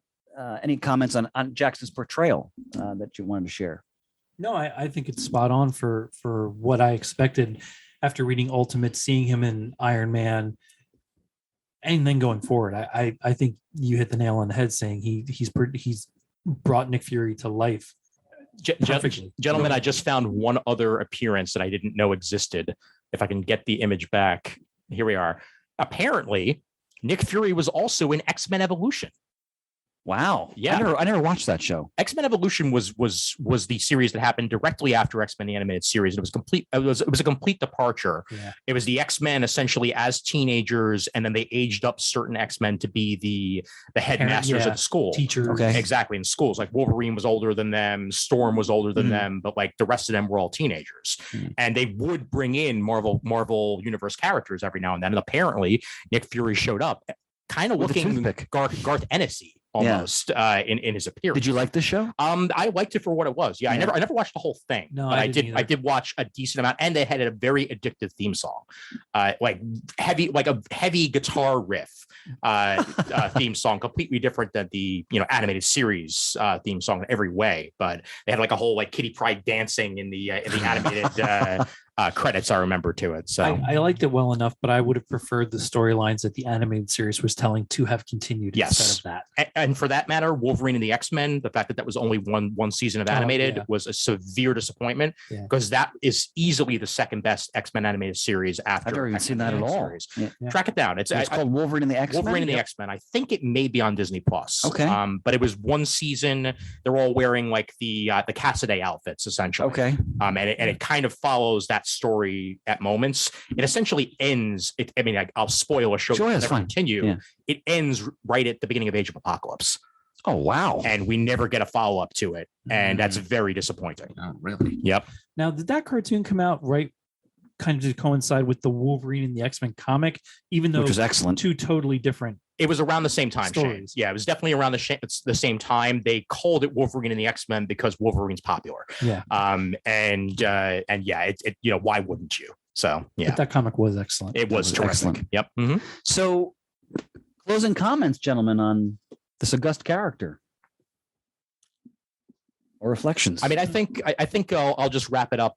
My thoughts by saying that the Marvel universe is wide spanning, and without characters like Nick Fury showing up everywhere, it would not feel nearly as connected. Well done. I agree 100%. And that's why the character is as important as he is, and that's why I'm glad he still exists in one form or another. Other comments, gentlemen? Well, Nick Fury and S.H.I.E.L.D. are an important part of the connective tissue that hold the Marvel Universe together. I'm glad that Nick Fury, the original recipe, will be returning because I miss kind of seeing this grizzled old guy with his eye patch and his occasional cigar. Yeah. No knowing that he's out there keeping an eye on things, making sure the long underwear types don't get too far out of line. But I maintain when he's the center of the story, I'm just that much less interested because for me, I prefer superheroes to espionage or war. Just my 2 cents. Shane, any comments? I enjoyed the spotlight. A lot of things I didn't know. I certainly prefer the spy version of Nick Fury and the whole S.H.I.E.L.D. and his manipulative plans and backups upon backups and everything than any other form. I'm glad he's coming back. I was kind of disappointed when they killed him off. Not because I didn't want his son to play a role in this to kind of tie to what they were doing in the movies, but I just felt like they lost something when he was missing. I want to echo that because the history of the character is so rich, and we provided an overview of that with this episode, but it's so rich and it's so involved, like Murd and you've all said, really so many different aspects of the Marvel universe. Connective tissue is a good term to use there, and like Ian said, he provides that as that facilitator for the audience, all the different ways he brings you into the story, because he's in so many different situations. And a character like that spans the entire history of the Marvel universe, which again gives you it's like an anchor, like as you read through these different stories. And I know that Marvel characters interact a lot with each other, but I never, for me growing up and reading comics, to me, Marvel never connected itself well like I felt DC did. Now, some people would argue the other way, that DC overdid their connections and made it more convoluted. And that's why they kept having to reboot everything every so often. Sure. But I just enjoyed the lineage that DC offered versus Marvel. But I felt like Nick Fury and S.H.I.E.L.D. gave you that sense of lineage and connectivity through everything. That again, when they killed Nick Fury off, I'm like, oh, that kind of made me less interested because now you took away something that really held everything together. Fair enough. Well put, brother. Yep. Gentlemen, I think we've shot the bolt of our las cannons. Absolutely. A weapon they would use in S.H.I.E.L.D. And job well done all around. And hey, we're here, and here's hoping we'll be back here soon enough. Amen. So that is definitely a plus and a given. And we're here also because of you, the listeners, over at patreon.com/comicgeekspeak. Once again, thank you so much for your continued support of the show. We wouldn't be here without you. And Shane, you get to do it in person, my friend. Ooh. So you ready? Okay, I found it. There we go. All right, go right ahead. Visit us at comicgeekspeak.com to send us an email. The address is comicgeekspeak@gmail.com. To leave a voicemail, the number is 267-702-6642. Stop by thecomicforums.vanillacommunity.com. Let us know your take on Nick Fury and how you got into or out of the character. Follow us on YouTube. Follow us on Twitter. Like us on Facebook. Thanks to everyone who contributes to the episodes. As Ian and everyone says, we could not do it without you. And certainly appreciate it. And as always, we are uniting the world's mightiest heroes, one listener at a time.